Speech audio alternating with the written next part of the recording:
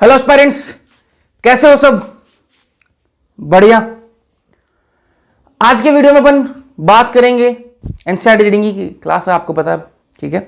और आज अपन जो चैप्टर करने वाले हैं वो मानव कल्याण में सूक्ष्म जीव, ये चैप्टर करने वाले हैं। एक ही वीडियो में पूरा चैप्टर करेंगे। ये जो वीडियो होने वाली है इसी में पूरा चैप्टर खत्म करेंगे और पूरी एनसीईआरटी कवर्ड रहेगी, समझाया जाएगा, एनसीईआरटी रीड करवाई जाएगी, एक एक लाइन को अपन समझने वाले हैं। तो इससे बाहर कुछ नहीं है, ठीक बात है।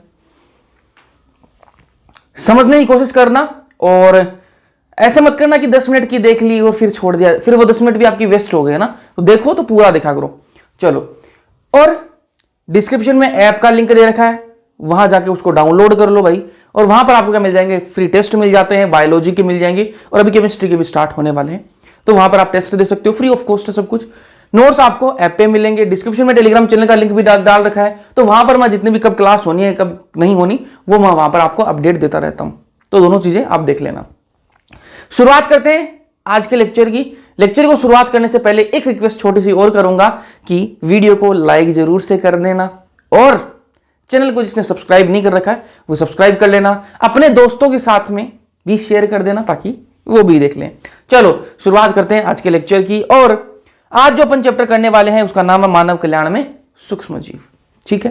पहले आ जाओ, थोड़ा सा नोट्स में चलेंगे, बाद में अपन एनसीईआरटी पे आते हैं। देखो, जब भी सूक्ष्म जीव का नाम आता है, सूक्ष्म जीव क्या है, सूक्ष्म जीव क्या होते हैं? सूक्ष्म जीव यार, सूक्ष्म जीव उनको कहेंगे जो अपनी नग्न आंखों से नहीं दिखे अपन को, ठीक है। अपनी जो नग्न आंखें हैं, मतलब भाई आपकी नॉर्मल आंखों से आप जो ना देख पाओ, ठीक है, वो क्या सूक्ष्म जीव है जी। बोले ठीक बात है। तो किससे दिखेंगे वो सूक्ष्म जीव? तो मैंने कहा कंपाउंड माइक्रोस्कोप से देखना पड़ेगा आपको। ऐसे जीव जिनको देखने के लिए आपको कंपाउंड माइक्रोस्कोप यूज करना पड़े, ऐसे जीवों को अपन क्या कहेंगे? सूक्ष्म जीव कहते हैं। और ठीक बात है क्या? चैप्टर का नाम क्या है? मानव कल्याण में सूक्ष्म जीव। मतलब क्या हुआ कि कुछ ऐसे सूक्ष्म जीव भी हैं जो अपने लिए, मानव के लिए क्या है? उपयोगी है, ठीक है, कल्याणकारी है। देखो, सूक्ष्म जीव से जब अपन दिमाग में आता है तो अपने दिमाग में ये वर्ड आते हैं सूक्ष्म जीव, मतलब बैक्टीरिया और फंजाई, ठीक है। बैक्टीरिया, फंजाई, वायरस, यही आते हैं अपने दिमाग में। बिल्कुल ठीक बात है भैया, यही आते हैं अपने दिमाग में। तो बैक्टीरिया क्या अपने फायदे की भी हो सकते हैं क्या? देखो, मानव स्वास्थ्य तथा रोग में अपन पढ़ेंगे, ठीक है, जो अगला चैप्टर होगा उसमें अपन पढ़ेंगे कि जो बैक्टीरिया है, वायरस है, ये अपने अंदर किस प्रकार से रोग करते हैं, ठीक है। मतलब रोग तो करते हैं, ये तो अपन सबको पता है भाई, बैक्टीरिया से बचो, वायरस से बचो, ये वो, ये तो सबको पता है। लेकिन यार बैक्टीरिया, वायरस ये जो अपने काम के भी हैं, अपने लिए ये फायदे के भी हैं, कल्याणकारी भी हैं। किस कैसे कैसे अपने को फायदा मिलेगा, वही सारे फायदे जो है उनके अपन इस चैप्टर में करने वाले हैं। तो सूक्ष्म जीव जो है वो मानव के लिए किस प्रकार से फायदेमंद है, वो सारी चीजें अपन करने वाले हैं। बहुत ही बेसिक बातें हैं, अगर ध्यान से देखोगे तो आपको बिल्कुल एज इट इज समझ में आ जाएंगी। बस दिमाग अपना खोल के रखना, ठीक है। शुरुआत करते हैं। आज सूक्ष्म जीव, माइक्रोब्स, इंग्लिश में माइक्रोब कहेंगे सूक्ष्म जीव को, ठीक। जिसको देखने के लिए कंपाउंड माइक्रोस्कोप यूज करना पड़े, ऐसे जीवों को क्या कहेंगे अपन? सूक्ष्म जीव कहेंगे। बोले ठीक बात है, ठीक बात है भैया। कौन कौन से सूक्ष्म जीव हैं? बैक्टीरिया हो गया, फंजाई हो गया, प्रोटोजोआ हो गया, प्रोटिस्टा है, वायरसेस हैं, वायरॉइड है, प्रोइंस है, ये सारे क्या हैं? ये सारे सूक्ष्म जीव होते हैं। बोले ठीक बात है भैया। सूक्ष्म जीवों की लोकेशन क्या है? भैया सूक्ष्म जीव जो है, हमें यह तो पता लग गया कि सूक्ष्म जीव होते क्या है। आपने बता दिया कि ऐसे जीव जिनको देखने के लिए कंपाउंड माइक्रोस्कोप की जरूरत पड़े, वो क्या होते हैं? सूक्ष्म जीव होते हैं। चाहे वो बैक्टीरिया हो, फंजाई हो, वायरॉइड हो, वायरसेस हो, प्रोइंस हो, ये सारी बातें आपने बता दी। मैंने कहा ठीक बात है भैया, लेकिन ये पाए कहां जाते हैं? ये जो आपने बताए, ये जो सूक्ष्म जीव है, ये पाए कहां जाते हैं? तो मैंने कहा सूक्ष्म जीव जो है वो हर जगह पाए जाते हैं। सूक्ष्म जीव जो होते हैं वो हर जगह पाए जाते हैं। ऐसी कोई जगह नहीं है जहां पर सूक्ष्म जीव नहीं पाए जाते हो। जहां कोई भी नहीं रह सकता वहां सूक्ष्म जीव रह सकते हैं। चाहे वो 100 डिग्री सेल्सियस गर्म झरना हो, ठीक है, चाहे वो बर्फीली जगह हो, हर जगह पे सूक्ष्म जीव जो है वो पाए जाते हैं, ठीक है। तो सूक्ष्म जीवों की लोकेशन क्या है? सूक्ष्म जीव जो है वो सर्वव्यापी है। हर जगह आपको सूक्ष्म जीव देखने के लिए मिलेंगे। मृदा, जल, वायु, हमारे शरीर के अंदर तथा अन्य प्रकार के प्राणियों और पादपों में भी ये पाए जाते हैं। जल में, पानी में आपको सूक्ष्म जीव मिलेगा, मिट्टी में, ठीक है, और बाकी छोड़ो हवा में, और अपने अंदर भी, अपने शरीर में भी सूक्ष्म जीव है, अपने शरीर के अंदर भी सूक्ष्म जीव पाए जाते हैं। और दूसरे जो जानवर हैं, दूसरे जो प्लांट्स हैं, उनके अंदर भी क्या है, सूक्ष्म जीव पाए जाते हैं। तो इनकी लोकेशन सिर्फ ये है कि भैया ये हर जगह पाए जाते हैं, सर्वव्यापी हैं। चाहे वो हवा हो, पानी हो, चाहे वो मिट्टी हो, चाहे वो इंसान की बॉडी हो, चाहे वो किसी जानवर की, चाहे वो किसी प्लांट की बॉडी हो, सूक्ष्म जीव हर जगह पाए जाते हैं। बोलो ठीक बात है क्या? ठीक है भैया। अब आ जाओ एनसीईआरटी की रीडिंग मार लेते हैं। शुरुआत में एनसीईआरटी क्या लिखती है कि असूक्ष्म पादपों तथा प्राणियों के अतिरिक्त इस पृथ्वी पर जीव विज्ञानी तंत्र के प्रमुख घटक सूक्ष्म जीव हैं। अपन प्लांट और एनिमल की बात तो कर ली, पादप और प्राणियों की बात तो कर ली, लेकिन उनके अलावा सिर्फ यही नहीं कि भाई धरती पर सिर्फ आपके प्लांट हैं, एनिमल, अरे यही थोड़ी ना है, इसके अलावा सूक्ष्म जीव भी धरती पर मौजूद है। ठीक है, कक्षा 11वीं में आपने जीवित जीवों में पाई जाने वाली विविधता के बारे में अध्ययन किया होगा, पढ़ा है अपन ने 11वीं क्लास में, अगर आपने देखा हो तो पढ़ा है अपन ने, सेकंड जो चैप्टर आपका, ठीक है, उसमें जीवित जीवों में कौन कौन से जगत के अंतर्गत सूक्ष्म, वे कौन से जीव हैं यहाँ पे, ठीक है, यहाँ सही, सूक्ष्म जीव सर्वव्यापी होते हैं, बिल्कुल ठीक बात है, सूक्ष्म जीव सर्वव्यापी हैं, हर जगह आपको मिलेंगे, चाहे वो मृदा हो, मतलब मिट्टी, ठीक है, जल हो, वायु हो, हमारे शरीर के अंदर भी ये पाए जाते हैं, और अन्य प्रकार के जो प्राणी हैं, पादप हैं, उनके अंदर भी ये पाए जाते हैं। अभी जो मैंने आपको बताया वही बातें एनसीईआरटी में हैं। जहां किसी प्रकार का जीवन संभव नहीं है, मैंने आपको बताया कि जहां कोई भी नहीं रह सकता वहां सूक्ष्म जीव रह सकते हैं। ये बात अभी थोड़ी देर पहले मैंने बोली थी, बस वही बात यहां लिख रखी है, जहां किसी प्रकार का जीवन संभव नहीं है, ठीक है, जैसे गीजर के भीतर गहराई तक तापीय चिमनी, जहां ताप 100 डिग्री सेल्सियस तक बढ़ा हुआ रहता है, वहां पर भी आपको सूक्ष्म जीव देखने के लिए मिलेंगे। मृदा में गहराई तक, ठीक है, बहुत अंदर तक आप खोद लो मिट्टी को, उसके अंदर भी आपको सूक्ष्म जीव मिलेंगे। ठीक है, बर्फ की परतों के कई मीटर नीचे, बर्फ की परतें हैं उनकी कई मीटर नीचे भी आपको क्या है, सूक्ष्म जीव मिल जाएंगे, तथा उच्च अम्लीय पर्यावरण जैसे स्थानों पर भी पाए जाते हैं। ऐसी कंडीशन, ऐसी जगह जहां पर हाई एसिडिक कंडीशन है, वहां पर भी सूक्ष्म जीव आपको देखने के लिए मिल सकते हैं। सूक्ष्म जीव ये विविध रूपीय प्रोटोजवा, जीवाणु, कवक तथा सूक्ष्मदर्शी पादप एवं प्राणियों से होते हैं। ये मैंने आपको बता दिया थोड़ी देर पहले कौन कौन से सूक्ष्म जीव हैं। ठीक है, विषाणु, वायरॉइड तथा प्राण भी प्रोटोनी संक्रमित कारक हैं। कुछ सूक्ष्म जीवों को चित्र आगे डायग्राम में दिखा रखा है इन्होंने। ठीक है, ये मैंने आपको बताई दिया, देखो यहाँ पर डायग्राम, ये मैंने यहाँ पर बताया कि bacteria, fungi, protozoa, protista, virus, viroid, prions, ये सारे क्या सूक्ष्म जीव हैं, बता चुका हूं। चलो आ जाओ। जीवाणु तथा अधिकांश कवकों के समान सूक्ष्म जीवियों को पोषक मीडिया माध्यमों पर उगाया जा सकता है। जो आपके बैक्टीरिया हैं और जो आपकी फंजाई हैं, उनको अपन लैब के अंदर जो मीडियम है, प्लेट के अंदर, मीडियम के अंदर अपन उगा सकते हैं उसको। ठीक है, क्योंकि देखो नग्न आंखों से अपन किसी बैक्टीरिया को देख नहीं सकते। ठीक है, अब भाई मेरी नॉर्मल आंखों से मैं किसी बैक्टीरिया को नहीं देख सकता, तो क्या करूंगा मैं क्या करूंगा, लैब के अंदर एक प्लेट पर क्या उगा लूंगा, मैं उस बैक्टीरिया को ग्रो करवा लूंगा। तो बहुत सारे बैक्टीरिया क्या हो जाएंगे, ग्रो कर जाएंगे उस प्लेट पर। तो क्या हो जाएगा, वहां पर क्या बन जाएगी, कॉलोनी बन जाएगी बैक्टीरिया की, और उस कॉलोनी को मैं अपनी आंखों से देख सकता हूं। भाई एक बैक्टीरिया को नहीं देख सकता, लेकिन जब बैक्टीरिया की पूरी कॉलोनी बन जाएगी, उस पूरी कॉलोनी को मैं अपनी आंखों से देख सकता हूं। तो यहां पर क्या बोला है, जीवाणु तथा अधिकांश कवकों के समान सूक्ष्म जीवियों को पोषक मीडिया, ऐसे मीडिया क्या है, पोषक मीडिया किसको कहते हैं, न्यूट्रिएंट वाला जो मीडियम है, न्यूट्रिएंट वाला जो मीडियम, पोषक वाला जो मीडियम है, उस पर अपन उगा सकते हैं। ठीक है, ताकि वर्दी करिए कॉलोनी का रूप ले ले, कॉलोनी बना लेंगे। इन्हें नग्न नेत्र से अपन उनको देखा जा सकता है, फिर अपन अपने नग्न आंखों से अपन इनको देख सकते हैं। ऐसे संवर्धनजन सूक्ष्म जीवियों पर अध्ययन के दौरान काफी लाभदायक होते हैं। अभी अपन देखो ये डायग्राम आपके एनसीईआरटी में दे रखे हैं, इस डायग्राम से भी क्वेश्चन आ सकता है। किस प्रकार से आ सकता है वो ध्यान से देखो भाई। इन डायग्राम को देखकर आपको डायग्राम आ सकते हैं एग्जाम के अंदर, ये मत सोचना कि भैया डायग्राम तो कैसे ही आएंगे पेपर में, अरे आ सकते हैं डायग्राम। ठीक है, उसके अलावा आपको ये पता होना चाहिए इन डायग्राम को देखिए कि भैया ये किस चीज का डायग्राम है। ठीक है, जैसे पहला जो अपना डायग्राम है, इसका नाम यहां पर क्या लिखा रखा है, ये कैसा दंडाकार बैक्टीरिया है।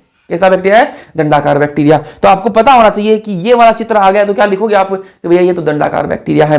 बे वाला देखो, ये क्या है आपका, ये आपका गोलाकार बैक्टीरिया है। ठीक है, और ये वाला कैसे, ये सी वाला क्या है, जो से वाला है जो है, ये क्या है, ये भी दंडाकार है, लेकिन इसमें क्या है, कसाबी का है, इसमें फ्लैजिला लगी हुई है। ठीक है, कसाब लगा हुआ है, तो दंडाकार बैक्टीरिया ही है, लेकिन इसमें कसाब लगा हुआ है। तो ये अब डायग्राम देख के आपको पता होना चाहिए कि भैया कौन सा किसका डायग्राम है। तो आइडेंटिफाई करने के लिए क्वेश्चन आ सकता है। इसके अलावा मैं आपको यहां लेके चलता हूं, ये वाला डायग्राम किस चीज का है? जीवाणु भोजी का है, बैक्टीरियोफाज का ये डायग्राम है, ठीक है। ये वाला डायग्राम किसका है? ये डायग्राम है आपका एडेनो वायरस, जो सफसनीय संक्रमण उत्पन्न करता है। अब यहां से क्वेश्चन क्या आ सकता है, यहां से क्वेश्चन क्या आ सकता है वो ध्यान से देखना। ये डायग्राम आपको दे दे एग्जाम के अंदर और आपको पूछे कि डायग्राम किसका है, तो आप क्या बताओगे? भैया ये एडिनो वायरस का डायग्राम है, ठीक है। एक तो ये आ सकता है, या फिर आपको ये पूछ लेगा कि ऐसा कौन सा वायरस जो सफसनीय संक्रमण उत्पन्न करता है। ऐसा कौन सा वायरस है जो सफसनीय संक्रमण उत्पन्न करता है? आप थ्योरी पढ़ के चले जाओगे, थ्योरी में कहीं भी नहीं लिख रखा कि सफसनीय संक्रमण उत्पन्न करने वाला कौन सा वायरस है। आप पूरी थ्योरी पढ़ के जाओगे और ये एडिनो वायरस का नाम कहीं नहीं आएगा, और आप फिर कहोगे भैया ये तो एनसीईआरटी से बाहर आ गया। अरे नहीं, एनसीईआरटी में यहां लिख रखा है, क्या लिख रखा है कि सफसनीय संक्रमण उत्पन्न करने वाला वायरस कौन सा है, तो आपको पता होना चाहिए एडिनो वायरस होता है। ठीक बात है क्या? इस प्रकार से क्वेश्चन आ सकता है, तो ध्यान रखना इन बातों का ना, एडिनो वायरस। ठीक बात है। फिर ये जो डायग्राम है से वाला, ये क्या है? दंडाकार टोबैको मोज़ेक वायरस है, टीएमवी है, ठीक है। अब ये वाले डायग्राम के बारे में आपको पता होना चाहिए। एक पेज एनसीईआरटी ने पूरा दे रखा है, क्योंकि भैया क्वेश्चन वाला पेपर बनाने वाला क्वेश्चन बना सकता है। ठीक बात है, कुछ भी पॉसिबिलिटी हो सकती है। आगे बढ़ते हैं। इस पुस्तक के 8वें अध्याय में आपने पढ़ा होगा, 8वां अध्याय कौन सा? मानव स्वास्थ्य तथा रोग वाला है, जो अपन अगला एनसीईआरटी रीडिंग होगी वो उसी चैप्टर की करेंगे, है ना, क्योंकि अपना टेस्ट है ना थर्सडे को। आपने पढ़ा होगा कि सूक्ष्म जीवी मनुष्य में बहुत से रोग उत्पन्न करते हैं। ये पशुओं तथा पादपों में भी रोग उत्पन्न करते हैं। कौन? सूक्ष्म जीव, बैक्टीरिया, फंजाई, ये तो अपने को पता है, ये रोग तो करते ही हैं, वायरस वगैरह। परंतु इससे आपको यह नहीं समझ लेना चाहिए कि सभी सूक्ष्म जीव हानिप्रद है। लेकिन अपन को यह नहीं समझना चाहिए कि भाई रोग करते हैं, तो अपन को यह नहीं समझना चाहिए कि सारे ही खराब है, बैक्टीरिया है, वायरस है, वो सारे ही खराब है। अपन को ऐसा नहीं समझना चाहिए। जैसे मैं बात करूं कि कोई एक लड़का किसी लड़की को धोखा दे दे, तो उस लड़की को ये नहीं समझना चाहिए कि सारे लड़के ही धोखा देने वाले होते हैं, अरे कुछ मेरे जैसे अच्छे भी होते हैं। ठीक है बात है, हाँ। इस प्रकार से अधिकांश सूक्ष्म जीव मनुष्य के लिए कई प्रकार से लाभप्रद हैं। ठीक है, मानव कल्याण के प्रति सूक्ष्म जीवों के कुछ अत्यंत महत्वपूर्ण योगदानों पर निम्नलिखित पृष्ठों पर चर्चा करते हैं। आ जाओ। घरेलू उत्पादों में सूक्ष्म जीव किस प्रकार से अपनी मतलब सूक्ष्म जीव को अपन कैसे यूज करते हैं घरेलू उत्पादों में, अभी बात करेंगे। दही वगैरह की बात करेंगे, दही पनीर की बात करेंगे। आ जाओ, चलो पहले नोट्स में आ जाते हैं, पहले नोट्स को समझते हैं, फिर अपन एनसीईआरटी की रीडिंग करते हैं। वही बातें जो एनसीईआरटी में वही बातें लिख रखी हैं, कोई एक्स्ट्रा नहीं लिख रही। ठीक, घरेलू उत्पादों में सूक्ष्म जीव, एक बैक्टीरिया है यार, लैब, क्या नाम है? Lab, lactic acid bacteria, lactic acid bacteria. ये जो बैक्टीरिया है ना लैब, ये क्या करता है? ये दूध को दही में बदल देता है। दूध को किस में बदल देता है? दही के अंदर बदल देता है। अरे आपको ये किसी को पता है क्या दूध दही कैसे बनता है? सबको पता होगा आपको ना, सारे गांव से हो मेरे हिसाब से तो आप, है ना, तो सबको पता है दही कैसे बनता है। ठीक बात है भैया, सब पता तो है दही कैसे बनता है। तो दूध से दही बनता है, ये बात तो पता है। तो वो बनाता कौन है? वो एक बैक्टीरिया है, LAB, लैब। ठीक है, लैक्टिक एसिड बैक्टीरिया। ठीक है भैया। लेकिन भैया हम जब दूध से दही बनाते हैं घर पे, तो हम तो उसमें कोई बैक्टीरिया डालते नहीं है। मैंने कहा ठीक बात है, नहीं डालते आप। लेकिन यार आपने देखा होगा कि दूध जो है उसको सबसे पहले क्या किया जाता है? गर्म किया जाता है। गर्म कर दिया इसको, ठीक है, दूध को गर्म कर दिया। गर्म क्यों करते हैं? इसलिए करते हैं कि उसमें कोई ऐसा हानिकारक कोई जीवाणु हो, तो वो गर्म करेंगे तो वो मर जाएगा। ठीक है, उसका इफेक्ट कम हो जाएगा। दूध को पहले गर्म कर लिया, उसके बाद में क्या करना है? उस दूध को गर्म दूध से आप दही नहीं बना सकते, तो क्या करना पड़ेगा? उस दूध को ठंडा करना पड़ेगा, वापस उसका टेम्परेचर कम करना पड़ेगा। ठंडा कर लिया दूध को, फिर क्या मिलाओगे उसमें आपको आरंभक मिलाना पड़ेगा, इनोकुलम मिलाना पड़ेगा, और सही भाषा में बोलूं तो जावण मिलाना पड़ेगा। मतलब ये क्या है भैया? अरे दूध जो आपने ठंडा कर लिया, उसमें आपको या तो थोड़ा सा दही डालना पड़ेगा, या फिर आप उसमें छाछ डाल दो। दही या फिर छाछ, दोनों में से कुछ भी डाल दो। ठीक बात है भैया। दही जो छाछ बनती है वो दही से ही बनती है, ठीक है, तो उसमें भी वही चीज है, सेम ही चीज है ना। दही डाल दो थोड़ा सा, या फिर छाछ डाल दो। ठीक है, अब उस दही और छाछ में ऐसा क्या है कि सुबह तक अपना दही बन के तैयार हो जाता है। अपन ने दूध, इतना सारा दूध था, उसमें अपन ने थोड़ी सी छाछ या फिर दही डाला, और क्या हुआ? दही बन गया दूध का। ऐसा क्या था उस इतने से? उसमें था लैब, ही था उसमें लैक्टिक एसिड बैक्टीरिया होता है। किसमें? दही के अंदर या फिर छाछ के अंदर क्या होता है? लैक्टिक एसिड बैक्टीरिया होता है। और वो बैक्टीरिया दूध को दही में परिवर्तित कर देता है। किस प्रकार से करता है अभी उसको समझते हैं, ठीक है। जो लैब है वो किस प्रकार से दूध को दही में बदलता है। अब देखो, दूध है, दूध के अंदर एक प्रोटीन होती है, दूध जो होता है उसके अंदर एक प्रोटीन होती है जिसका नाम क्या है, केजीन प्रोटीन होती है। ठीक बात है भैया, केजीन प्रोटीन होती है।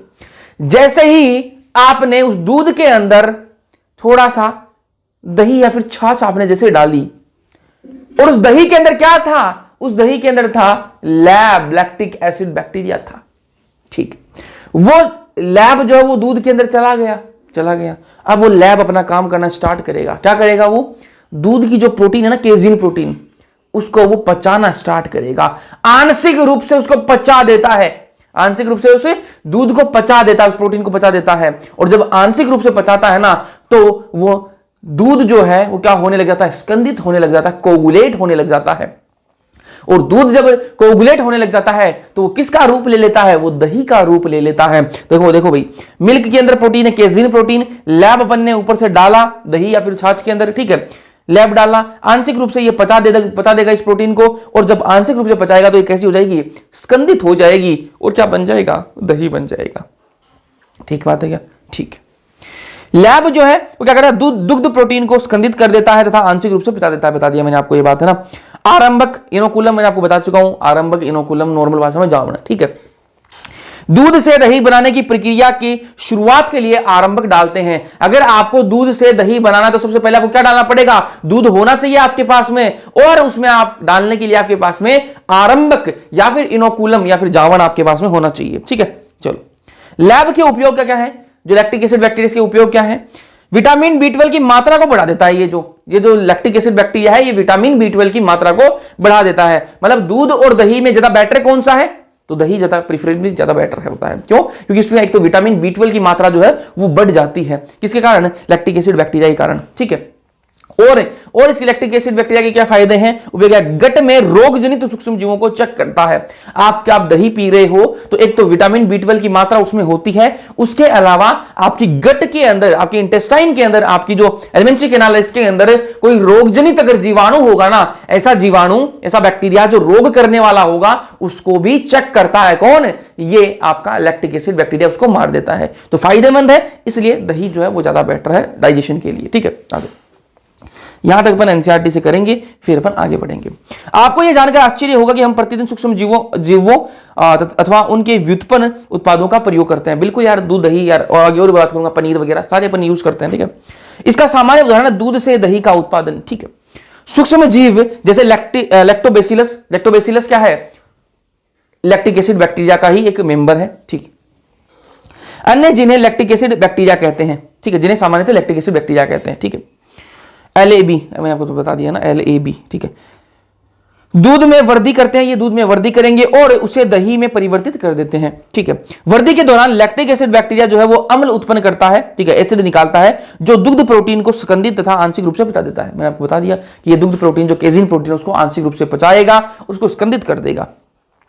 दही की थोड़ी सी मात्रा निवेश द्रव्य अथवा आरंभक के रूप में ताजे दूध में मिलाया जाता है। ताजा दूध जो आपका, उसमें दही की कुछ मात्रा आरंभक के रूप में, दही या फिर छाछ, ठीक है, दोनों में से कोई भी आप डाल दो, किसमें, दूध के, ताजे दूध के अंदर डाल दो, ठीक है। आंशिक रूप से उसको पचा देगा और उसको दही में बदल देगा, ठीक है। इस निवेश द्रव्य में लाखों करोड़ों की संख्या में लैक्टिक एसिड बैक्टीरिया होते हैं। आपने जो थोड़ा सा दही या फिर छाछ डाली है, उसके अंदर लाखों करोड़ों की संख्या में लैब होता है, लैक्टिक एसिड बैक्टीरिया होता है, और वो क्या करेगा, दही में परिवर्तित करेगा। उसके बाद में जो उपयुक्त ताप पर कई गुना वृद्धि करते हैं, ठीक है, और परिणाम स्वरूप दूध को दही में बदल देते हैं। इतना ही नहीं, विटामिन B12 की मात्रा बढ़ाने से पोषण संबंधी गुणवत्ता में भी सुधार हो जाता है। देखिए, विटामिन B12 की मात्रा बढ़ा देते हैं और पोषण संबंधी सुधार हो जाता है दही का, ठीक है। हमारे पेट में भी सूक्ष्म जीवियों द्वारा उत्पन्न होने वाले रोगों को रोकने के लिए लैक्टिक एसिड बैक्टीरिया एक लाभदायक भूमिका का निर्वाह करता है। बता दिया मैंने आपको ये बात, ठीक है। अपनी गट के अंदर जो रोग जनित जो आपके जीवाणु हैं, उनको क्या करता है, चेक करता है। वही बात यहाँ पर एनसीईआरटी भी लिखती है। और बिल्कुल एनसीईआरटी पर अपन स्टिक है, ध्यान से बस समझते जाओ। अभी थोड़ी देर में आपकी पूरी एनसीईआरटी क्लियर होने वाली है, ठीक है। आ जाओ, अब बात करेंगे किण्वन की, बात करेंगे किसकी बात करेंगे, किण्वन। इंग्लिश में कहते हैं इसको फर्मेंटेशन। क्या होता है ये किण्वन, ध्यान से सुनो।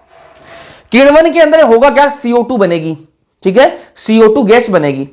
जब भी अपन किसी का किण्वन करवाएंगे तो CO2 गैस बनेगी, और जब वो गैस बनेगी तो गैस को बाहर निकलने के लिए जगह चाहिए। तो जब वो गैस बाहर निकलती है तो जो प्रोडक्ट है, जो अपना उत्पाद होगा, वो फूल जाता है। वो क्या हो जाता है? फूल जाता है। अभी आप सबको समझ में आएगा चीजें, है ना। इडली डोसा, इडली और डोसा सबने खाया होगा आपने। मैंने इडली खाई है भाई, डोसा मैंने नहीं खाया, ठीक है। इडली और डोसा, ठीक है। किस चीज का बना हुआ होता है ये? दाल और चावल, ठीक है। दाल चावल के दाल चावल का आटा लिया अपन ने, उसको गूंथ लिया अपन ने। उसके बाद में क्या करवाएंगे? उसके अंदर किण्वन करवाएंगे। किण्वन मतलब उसके अंदर अपन यीस्ट डालेंगे, ठीक है, सॉरी बैक्टीरिया डालेंगे उसके अंदर, ठीक है। यीस्ट अगले में डालेंगे, है ना। अपने दाल चावल का आटा लिया, उसको गूंथ लिया, उसके बाद में उसके अंदर किण्वन कराएंगे। किससे? बैक्टीरिया से किण्वन करवाएंगे। किससे करवाएंगे?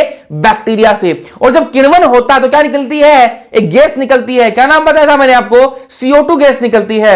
और जब गैस बनेगी और वो जो बाहर निकलेगी तो उस आटे में से उस गैस को बाहर निकलना है, तो वो आटे में क्या हो जाएंगे? छेद हो जाएंगे, क्योंकि वो गैस बाहर निकलेगी तो छेद होंगे, ठीक है। छेद हो जाएंगे और वो आटा कैसा? फूला फूला हो जाएगा, ठीक है। आपने देखे होंगे जो आपकी इडली होती है वो कैसे होती है? फूली फूली होती है, छोटे छोटे छेद भी होते हैं। क्यों? क्योंकि वो CO2 गैस जो है वहां से बाहर निकली हुई होती है। आप समझो एक बार। किण्वन में होता क्या है? CO2 गैस बनती है, वो बाहर निकलती है और प्रोडक्ट अपना फूल जाता है। बिल्कुल ठीक बात है भैया। इडली डोसा की बात कर रहे हैं, कैसे बनता है? दाल चावल का आटा लिया, उसको गूंथ लिया, उसके में क्या करवाएंगे? किण्वन करवाएंगे। और किण्वन किसके द्वारा करवाएंगे? बैक्टीरिया के द्वारा करवाएंगे। ये वाली बात आपको बहुत इंपॉर्टेंट है, ध्यान में रखनी है। किसके द्वारा कराएंगे? बैक्टीरिया के द्वारा किण्वन करवाते हैं, तब आपकी इडली डोसा बनता है। और जब किण्वन होता है तो CO2 गैस बाहर निकलेगी। पता ही आपको ये बात करें ब्रेड की। ब्रेड कैसे बनता है? वही आपने क्या किया? दाल चावल का आटा लिया, दाल चावल का आपने आटा लिया, गूंथ लिया उसको, उसके बाद में आपको क्या करवाना है? किण्वन करवाना है। और जब किण्वन करवाते हो तो क्या होता है? CO2 गैस निकलती है और क्या बन जाता है? अपना प्रोडक्ट बन जाता है। अब आपके दिमाग में एक चीज आ रही होगी कि भैया आपको इडली डोसा बनाना था, तब भी आपने दाल चावल का आटा लिया, ठीक है। और जब आपको ब्रेड बनानी थी तब भी आपने दाल चावल का आटा लिया, तो दोनों में आप किण्वन भी करवा रहे हो। तो भैया अब अपन को मान लो इडली डोसा बनाना अपन को इडली डोसा हो और बन जाए अगर ब्रेड, ठीक है। ऐसा नहीं होता, ऐसा नहीं होता।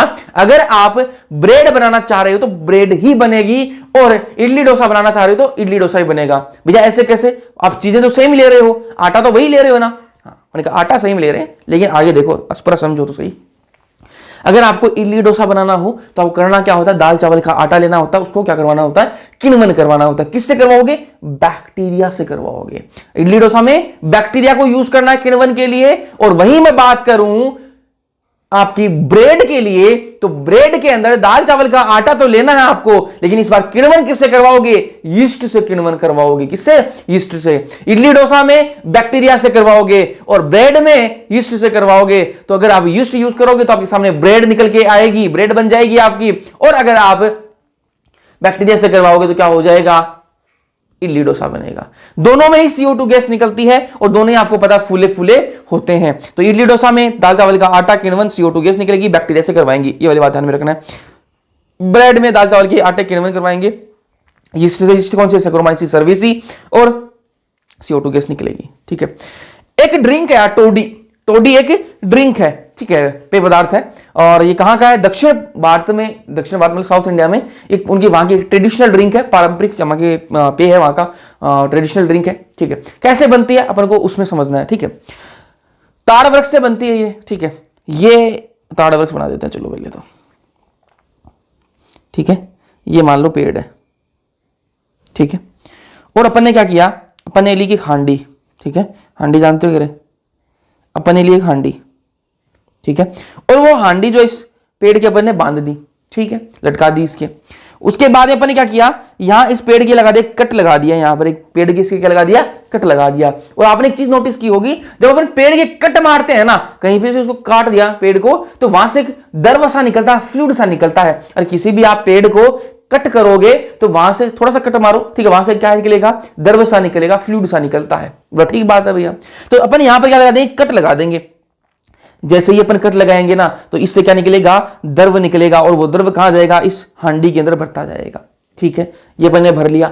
उसके बाद में क्या करवाना है? ये जो द्रव आपके पास में आया, इसका क्या करवाना? आपको किण्वन द्वारा इसको तैयार करेंगे, ठीक है। इस हांडी के अंदर अपन ने द्रव भर लिया, फिर इसके अंदर क्या करवाएंगे? किण्वन करवाएंगे। और किण्वन होने के बाद में क्या बन जाएगा? एक ट्रेडिशनल ड्रिंक बन जाएगी। उसके बाद में वहां पर साउथ इंडिया के अंदर ये चलती है, लोग वहां पर पीते हैं, ठीक।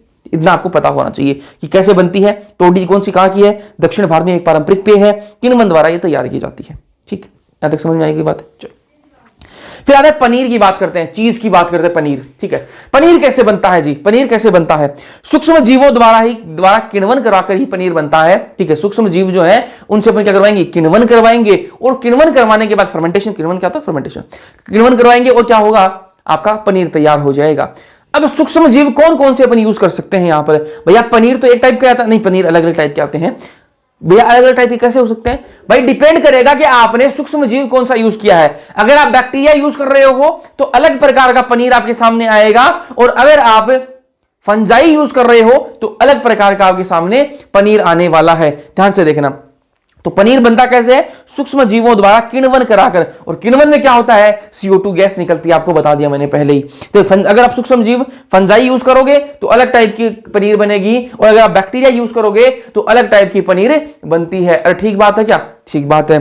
ठीक है, पनीर का प्रकार बैक्टीरिया और फंजाई पर निर्भर करता है। ठीक है, जो आपकी पनीर जो है वो किस प्रकार की बनेगी, किस पर निर्भर करेगा? कि बैक्टीरिया यूज किया फिर फंजाई यूज किया, उस पर निर्भर करेगा। पहली है स्विस चीज। क्या नाम है?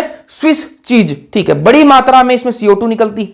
ठीक है, स्विस चीज ऐसी पनीर होता है, स्विस पनीर जो है उसके अंदर बड़ी मात्रा में CO2 निकलता है, और जब बड़ी मात्रा में CO2 निकलेगी ना तो छेद भी क्या होंगे? बड़े बड़े होंगे। अरे गैस बनी है, गैस को बाहर निकलना है। ठीक है, गैस अगर बड़ी मात्रा में बनेगी तो उसको बाहर भी वो बड़ी मात्रा में ही निकलेगी। जब बड़ी मात्रा में निकलेगी तो उसमें छेद भी बड़े बड़े होंगे। तो ये स्विस पनीर इस प्रकार की पनीर होती है। इसमें क्या है? CO2 बहुत बड़ी मात्रा में बनती है। जब बड़ी मात्रा में बनेगी तो उसमें छेद भी क्या होंगे? बड़े बड़े होंगे। तो इस पनीर के अंदर बड़े बड़े छेद होते हैं, बड़े छिद्र होते हैं। और ये जो स्विस चीज है कैसे तैयार की जाती है? किसके किण्वन से होती है? ये बैक्टीरिया के किण्वन से तैयार की जाती है। तो बैक्टीरिया द्वारा किण्वन कराकर ये स्विस चीज बनाई जाती है। बैक्टीरिया कौन सा? बैक्टीरिया का नाम दे रखा है इनसाइड में, प्रोपियोनी बैक्टीरियम शर्माणी। ठीक है, ये एक बैक्टीरिया है, इसके किण्वन से क्या होता है? स्विस चीज जो है बनाई जाती है। एक है रोक्यूफोर्ड चीज। रोक्यूफोर्ड पनीर जो है ये कैसे बनता है? विशेष प्रकार की एक फंजाई द्वारा किण्वन करवाकर ये बनती है। रोक्यूफोर्ड जो चीज होती है वो एक विशेष प्रकार की फंजाई जो है उसको यूज करके ये बनवाई जाती है।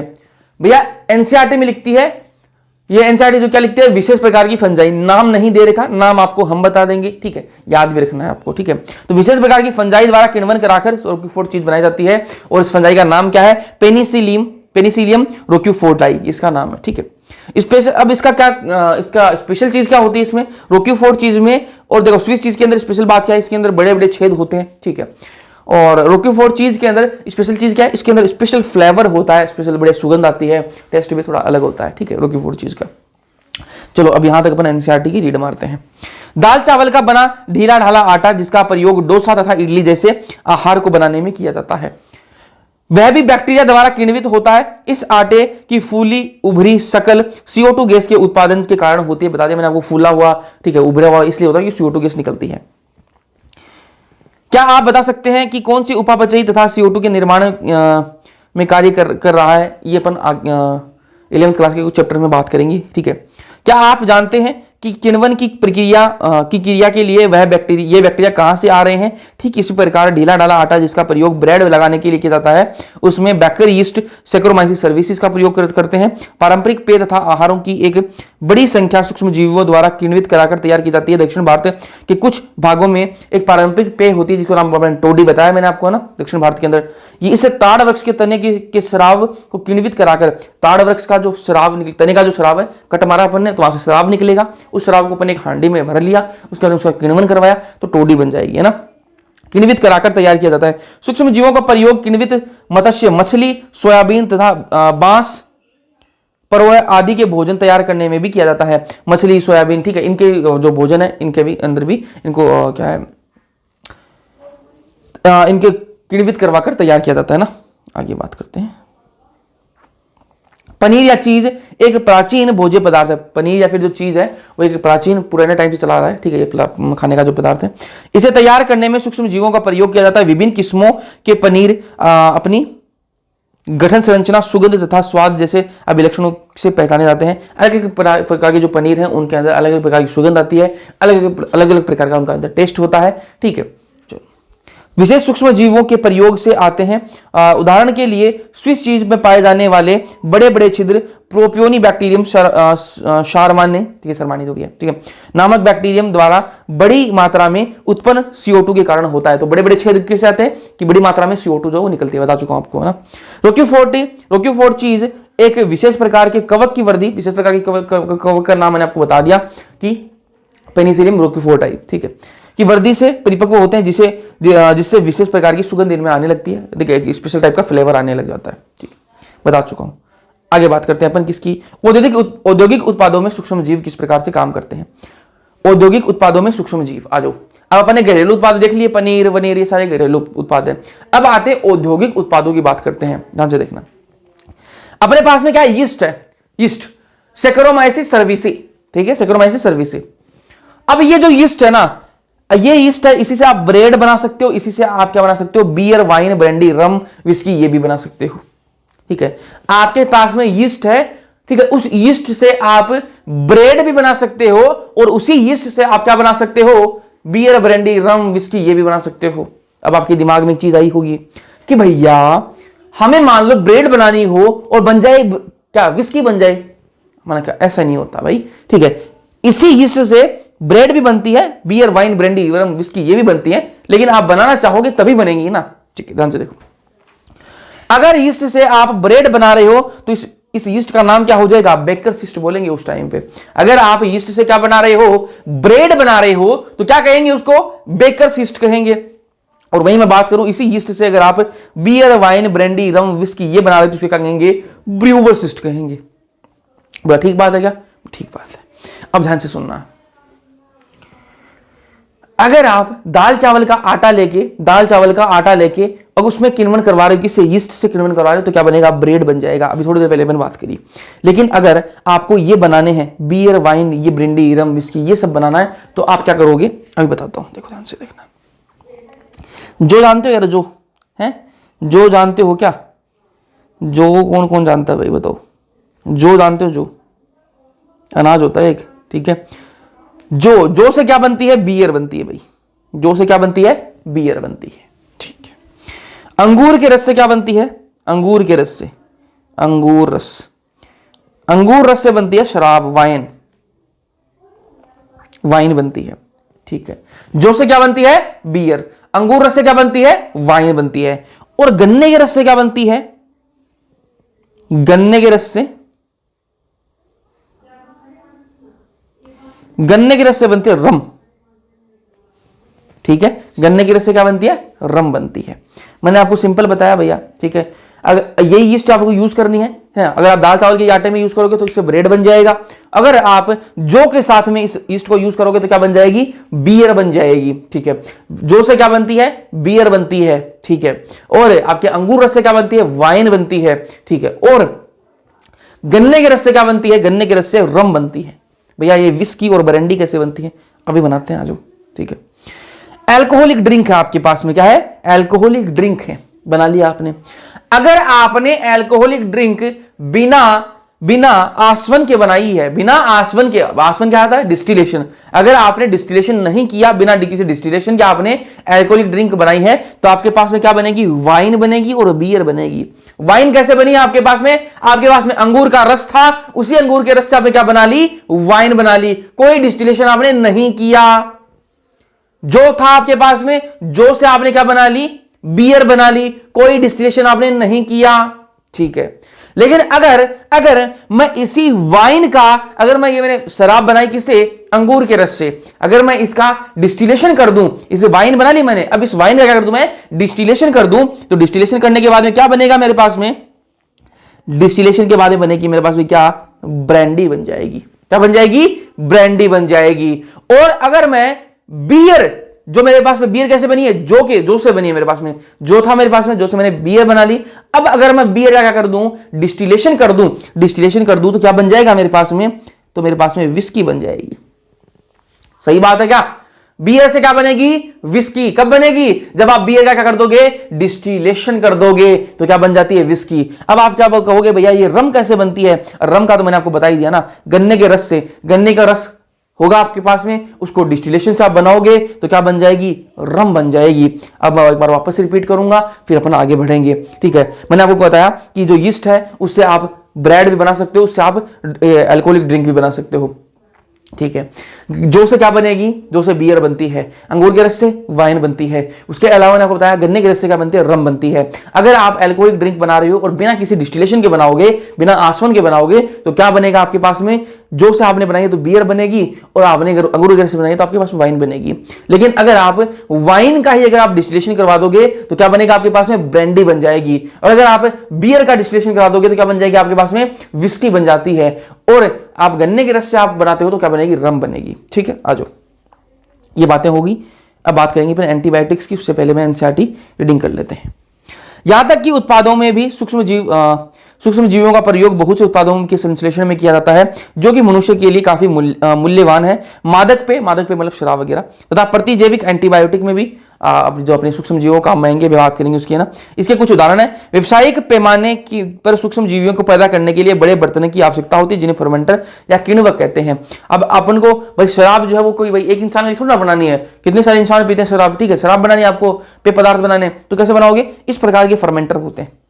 देखो इस प्रकार के बड़े बड़े फर्मेंटर हैं, इनको फर्मेंटर या फिर किण्वक कहते हैं। ठीक है, इनके अंदर क्या है, बहुत सारे सूक्ष्म जीवों को बनाया जाता है, और फिर इसी से क्या है अपने जो प्रोडक्ट है, इंडस्ट्रीज में बड़े लेवल पर काम होता है, तो बड़े लेवल पर प्रोडक्ट जो बनाया जाता है। किण्वित पेय की बात करेंगे पहले, किण्वित पेय की, है ना। पेय क्या है आपका, ड्रिंक वगैरह। ठीक है, सूक्ष्म जीव विशेषकर यीस्ट का प्रयोग प्राचीन काल से वाइन, बियर, विस्की, ब्रांडी या रम जैसे पेय पदार्थों के पेयों के उत्पादन में किया जाता रहा है। ठीक है, मतलब यीस्ट का ही करते हैं ना पहले से। इस उद्देश्य की पूर्ति के लिए वही यीस्ट सेक्रोमाइसिस सर्विस यूज करते हैं। ठीक है, जो सामान्यतः ब्रूवस यीस्ट के नाम से भी प्रसिद्ध है। ब्रेड बनाने तथा माल्टीकृत धान्यों तथा फलों के रसों में इथेनॉल उत्पन्न करने में भी प्रयोग किया जाता है। माल्टीकृत धान्यों मतलब आपका जो है उसको आप क्या करोगे, माल्टीकृत करोगे, है ना। क्या आपको वे उपापचय की अभिक्रियाएं याद है जिसके परिणाम स्वरूप यीस्ट द्वारा इथेनॉल उत्पादित होता है। अपन इसकी बात करेंगे 11वीं क्लास में, है ना। विभिन्न प्रकार के अल्कोहलीय पेय की प्राप्ति किण्वन तथा विभिन्न प्रकार के संसाधन आसवन तथा उसके बिना कच्चे पदार्थों पर निर्भर करती है। वाइन तथा बियर का उत्पादन बिना आसवन के होता है, मैंने आपको बता दिया। वाइन और बियर का जो उत्पादन है वो किससे होता है, बिना आसवन की होता है, मतलब बिना डिस्टिलेशन के आप करोगे तो वाइन और बियर मिलेगी आपको। ठीक है, और यहां पे क्या लिखता है कि वाइन तथा बियर का उत्पादन जो है, ठीक है, एक मिनट, कच्चे पदार्थों पर निर्भर करती है। आपने कच्चे पदार्थ क्या यूज किए हैं, अगर आपने जो कच्चा पदार्थ यूज किया तो आपके सामने बियर आएगी। ठीक है, और अगर आपने अंगूर का रस यूज किया है तो आपके सामने वाइन आती है। ठीक है, आ जाओ। रम किण्वित के आसवन द्वारा तैयार किया जाते हैं। ठीक है, और आपकी जो विस्की, ब्रांडी और रम है ये आपको आसवन द्वारा डिस्टिलेशन करने के बाद में आपको मिलेगी। किण्वन संयंत्र प्लांट का फोटोग्राफ, ये आपके किण्वन जो प्लांट है उसका आपको फोटो दे रखा है, ये बात। ठीक, आ जाओ। अब एंटीबायोटिक्स पे आ जाते हैं। ये आपको शराब वाला समझ में आ गया होगा मेरे हिसाब से। ठीक है, आइए आगे बढ़ते हैं। एंटीबायोटिक्स, प्रतिजैविक की बात करते हैं। प्रतिजैविक का मतलब क्या होता है, एंटीबायोटिक्स का मतलब क्या होता है। एंटी का मतलब अगेंस्ट, ठीक है, और बायोटिक का मतलब लाइफ, मतलब जीवन के विपरीत, अगेंस्ट होता है ये, है ना, जीवन के खिलाफ होता है। जब भी आपने एंटीबायोटिक वर्ड सुना होगा, जब भी कुछ होता है तो ये बोलते हैं ना एंटीबायोटिक टेबलेट ले ले, ये वो। ठीक है, तो भैया जीवन के अगर खिलाफ होता है तो इसको क्यों लिया जाता है। तो मैंने कहा कि हमारे जीवन के खिलाफ नहीं होता, ऐसे जीव, ऐसे सूक्ष्म जीव जो रोग जनित हो, जो रोग करने वाले होते हैं, उनके जीवन के खिलाफ होता है। हमारे जीवन के लिए तो फायदेमंद है ये, हमारे जीवन को कोई नुकसान नहीं पहुंचाता, हमारे जीवन के लिए अच्छे हैं। लेकिन जो ऐसे जीव, सूक्ष्म जीव जो रोग जनित हो, उनके लिए ये उनके जीवन के खिलाफ होता है। तो प्रतिजैविक का मतलब होता है जीवन के खिलाफ। एंड ये ग्रीक वर्ड होता है, एंटीबायोटिक्स क्या है, ग्रीक वर्ड है। ठीक है, एंटी मानी अगेंस्ट और बायोटिक मानी लाइफ, बता दिया मैंने उसका मतलब आपको। वह रासायनिक पदार्थ जिसका, अब एंटीबायोटिक्स होती क्या है वो देख लो। वह रासायनिक पदार्थ ऐसा केमिकल पदार्थ है, ठीक है, जिसका निर्माण कुछ सूक्ष्म जीवों द्वारा होता है। ठीक है, अब ये रासायनिक जो आपके एंटीबायोटिक्स है बनता कहां से, ये कुछ सूक्ष्म जीवों द्वारा बनेगा। ठीक है, इसका काम क्या होता है, यह रोग उत्पन्न करने वाले सूक्ष्म जीवों को मार देते हैं। ठीक है, एंटीबायोटिक्स होते क्या है, एंटीबायोटिक्स ऐसे केमिकल प्रोडक्ट होते हैं, रासायनिक पदार्थ होते हैं जो कहां से बनते हैं, जो कुछ सूक्ष्म जीवों द्वारा ही बनते हैं। और वो सूक्ष्म जीवों द्वारा जो केमिकल प्रोडक्ट अपने पास में मिला है अपन को, जिसको अपन एंटीबायोटिक बोल रहे हैं, वो क्या काम क्या करता है, वो दूसरे सूक्ष्म जीवों को मारता है जो रोग जनित हो। ठीक है, जो रोग करने वाले सूक्ष्म जीव होते हैं। इसकी डिस्कवरी कैसे हुई, एंटीबायोटिक्स की डिस्कवरी कैसे हुई? एक साइंटिस्ट थे अलेक्जेंडर फ्लेमिंग, ठीक है, अलेक्जेंडर फ्लेमिंग ने इसकी डिस्कवरी करी। अब ये जो डिस्कवरी हुई है बाई चांस डिस्कवरी थी, ऐसा नहीं है कि भाई अलेक्जेंडर फ्लेमिंग साहब जो है वो सुबह उठे और उन्होंने कहा कि मैं आज तो एंटीबायोटिक्स की डिस्कवरी करके रहूंगा, नहीं जी, ऐसा कुछ नहीं था। जो अलेक्जेंडर फ्लेमिंग साहब थे वो अपनी लैब के अंदर काम कर रहे थे, और वो काम कर रहे थे एक बैक्टीरिया पे काम कर रहे थे जिसका नाम था स्टेफाइलोकोकस नाम का बैक्टीरिया था। क्या नाम था? स्टेफाइलोकोकस। वो काम कर रहे थे और उनके मन में पता नहीं उनका एक्सपेरिमेंट सही हो रहा था या नहीं हो रहा था, कुछ बात हुई होगी, और वो जो है जिन प्लेट्स पर वो काम कर रहे थे उन प्लेट्स को बिना धोए ही क्या क्या गए, उनका मूड खराब हो गया और बिना धोए उन प्लेट्स को लैब के मारा ताला और चले गए। अगले दिन जब आके उन्होंने देखा तो उनको कुछ इस प्रकार से कुछ चीजें दिखाई दी। क्या दिखाई दी उनको? ठीक, ये एक प्लेट है, एक मिनट, ये क्या है? प्लेट है। इस पर क्या है? इस पर इन्होंने क्या काम कर रहे थे? स्टेफाइलोकोकस बैक्टीरिया पर वो काम कर रहे थे, ठीक है, और इन्होंने बिना धोए इन प्लेट को वो चले गए, है ना। अगले दिन आकर उन्होंने क्या देखा? उन्होंने देखा कि एक फंजाई है, एक फंजाई है, नाम है उसका पेनिसिलियम नोटेटम। क्या नाम है? Penicillium notatum. और वो पेनिसिलियम नोटेटम जो है वो ग्रो कर गई उस प्लेट पर, वो ग्रो कर गई है, ठीक है। और जहां जहां पर ये पेनिसिलियम नोटेटम जो है वो उगी है, जहां पर वो वृद्धि कर रही है, वहां वहां स्टेफाइलोकोकस जो बैक्टीरिया है वो खत्म हो चुका है, ठीक है। उन्होंने क्या देखा? उस प्लेट पर जिसमें स्टेफाइलोकोकस बैक्टीरिया था, उस प्लेट पर कुछ दूरी में क्या हो गई है? पेनिसिलियम नोटेटम नाम की एक फंजाई जो है, फंगस जो वो ग्रो कर गई है, और वो फंगस जो है जहां जहां पर वो उगी है, जहां जहां पर वो वृद्धि कर रही है, वहां वहां पर क्या है? स्टेफाइलोकोकस जो बैक्टीरिया है वो खत्म हो गया है। किस कारण से हुआ है? क्योंकि ये पेनिसिलियम नोटेटम जो है, ठीक है, ये पेनिसिलियम नोटेटम जो है ये क्या निकाल रही है? पेनिसिलिन नाम का एक केमिकल निकाल रही है, और पेनिसिलिन केमिकल की वजह से स्टेफाइलोकोकस जो बैक्टीरिया था उसकी ग्रोथ रुक रही है। अभी देखना यहां पर पेनिसिलियम नोटेटम स्टेफाइलोकोकस की बिना धोई हुई प्लेट्स पर वृद्धि करी, ठीक है। जो स्टेफाइलोकोकस जो पेनिसिलियम नोटेटम इन्होंने क्या किया?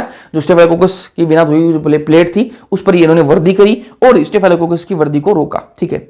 ये प्लेट थी, ठीक है, स्टेफाइलोकोकस की प्लेट थी, बिना धोई हुई थी, इस पर पेनिसिलियम नोटेटम ने अपनी वृद्धि करी और किसकी वृद्धि को रोका? स्टेफाइलोकोकस की वृद्धि को रोका, ठीक है। पेनिसिलिन की डिस्कवरी किसने करी? अलेक्जेंडर फ्लेमिंग साहब ने। अब अलेक्जेंडर फ्लेमिंग साहब को इतना पता लगा कि कोई पेनिसिलिन नाम का एक केमिकल है वो क्या कर रहा है? स्टेफाइलोकोकस जो है बैक्टीरिया जो है इसकी वृद्धि को रोक रहा है। लेकिन अलेक्जेंडर फ्लेमिंग साहब ने ये नहीं सोचा कि इससे मैं कोई एंटीबायोटिक्स बना दूं, उन्होंने बस इतना कर दिया कि पेनिसिलिन नाम का एक केमिकल है वो रोकता है ऐसे। फिर इसको एंटीबायोटिक किसने बनाया? ठीक है, फ्लेमिंग साहब ने इतनी डिस्कवरी करके छोड़ दी, ठीक है। फिर जो है इसको प्रभावशाली एंटीबायोटिक किसने बनाया? एंटीबायोटिक का रूप किसने दिया? वो दो साइंटिस्ट थे, ठीक है, अर्नस्ट चेन और हार्वर्ड फ्लोरे, ठीक है, अर्नस्ट चेन और हार्वर्ड फ्लोरे, ठीक है। इन दोनों ने मिलकर इस एंटीबायोटिक को एक प्रभावशाली एंटीबायोटिक बनाया, ठीक है। अलेक्जेंडर फ्लेमिंग साहब ने बस इतनी बातें करी, उसके बाद में जो आपके अर्नस्ट चेन और हार्वर्ड फ्लोरे ये आए, इन्होंने जो है प्रभावशाली एंटीबायोटिक बनाया। फिर जो ये एंटीबायोटिक है ये कब यूज हुई? ये यूज हुई वर्ल्ड वार, ठीक है, सेकंड में उपयोग उसका हुआ, ठीक है। जो दूसरा जो विश्व युद्ध था उसके अंदर इसका उपयोग हुआ। कैसे उपयोग हुआ? जो अमेरिकन सोल्जर्स थे, जो अमेरिका के सैनिक थे, ठीक है, उनके उपचार के अंदर इसका उसको काम में लिया गया था, ठीक है। काली खांसी, कुष्ठ रोग, लेप्रोसी, गलघोटू, डिप्थेरिया, प्लेग, इन ये जो बीमारियां हैं इनकी एंटीबायोटिक जो वो बन चुकी हैं। ये एनसीईआरटी बात अपन लिखती है। अब यहां तक अपन एनसीईआरटी की रीडिंग मारेंगे, फिर अपन आगे बढ़ेंगे। ध्यान से देखना भाई, प्रतिजैविक एंटीबायोटिक की अपन बात कर रहे हैं। सूक्ष्म जीवों द्वारा प्रतिजैविकों एंटीबायोटिकों का उत्पादन 20वीं शताब्दी की अत्यंत ही महत्वपूर्ण खोज और मानव समाज के लिए कल्याण के लिए एक बहुत ही उपलब्धि मानी जाती है, ठीक है भाई। एंटीबायोटिक आज के लिए जरूरत है ना। एक मिनट, एंटी एक ग्रीक शब्द का भाषा का शब्द है, मैंने आपको बताया ग्रीक वर्ड है ये, जिसका अर्थ होता है खिलाफ, तथा बायो का अर्थ होता है जीवन। दोनों को मिला देने से इसका अर्थ बनता है जीवन के खिलाफ। मैंने आपको बताया रोग जो जीवों से उत्पन्न होते हैं उनके संदर्भ में, मतलब ऐसे जो सूक्ष्म जीव जो रोग करते हैं उनकी जीवन के खिलाफ होता है। हमारे जीवन के लिए तो अच्छे हैं ये, जबकि मनुष्य के संदर्भ में ये जीवन के खिलाफ न होकर जीवन के प्रति माने जाते हैं, ठीक है, अपने लिए तो अच्छे हैं, ठीक है। प्रतिजैविक एंटीबायोटिक एक प्रकार के रासायनिक पदार्थ है जिनका निर्माण कुछ सूक्ष्म जीवों द्वारा होता है और वह अन्य रोग उत्पन्न करने वाले सूक्ष्म जीवों की वृद्धि को मर अथवा मार सकते हैं। ये जो आपके बता दिया मैंने आपको, ये कि जो आपके प्रतिजैविक होते हैं वो केमिकल रासायनिक पदार्थ हैं और वो निकलते कहां से हैं? वो सूक्ष्म जीवी बनाते हैं और वो करते क्या है? दूसरे सूक्ष्म जीवों को मारते हैं जो रोग करने वाले होते हैं। आप सामान्य रूप से प्रयोग में लाए जाने वाले एंटीबायोटिक पेनिसिलिन से तो परिचित हैं ही, क्या आप जानते हैं एक कि पेनिसिलिन सबसे पहला एंटीबायोटिक था जिसकी खोज एक प्रकार का हादसा घटना थी, ठीक है। अब मैंने आपको बता दिया कि आपको जो अलेक्जेंडर फ्लेमिंग साहब थे वो कोई सोच के नहीं बैठे थे, अपने आप वो डिस्कवरी हो चुकी थी, ठीक है। अलेक्जेंडर फ्लेमिंग जब स्टेफाइलोकोकस बैक्टीरिया पर कार्य कर रहे थे तब उन्होंने एक बार दिखाई दी कि जिन प्लेटों पर वह कार्य कर रहे थे उनमें से एक बिना धुली प्लेट पर मोल्ड उत्पन्न हो गई है, फंजाई, ठीक है, जिस कारण स्टेफाइलोकोकस वृद्धि न कर सका। स्टेफाइलोकोकस जो है वो अपनी वृद्धि नहीं कर सकता है, ठीक है। उन्होंने पाया कि यह प्रभाव मोल्ड द्वारा उत्पन्न एक रसायन पेनिसिलिन द्वारा हो रहा है। मैंने आपको बता दी केमिकल निकाला पेनिसिलिन नोटेटा में, केमिकल निकाला पेनिसिलिन, उसकी वजह से जो है वो वृद्धि रुक गई किसकी, स्टेफिलोकोकस बैक्टीरिया की।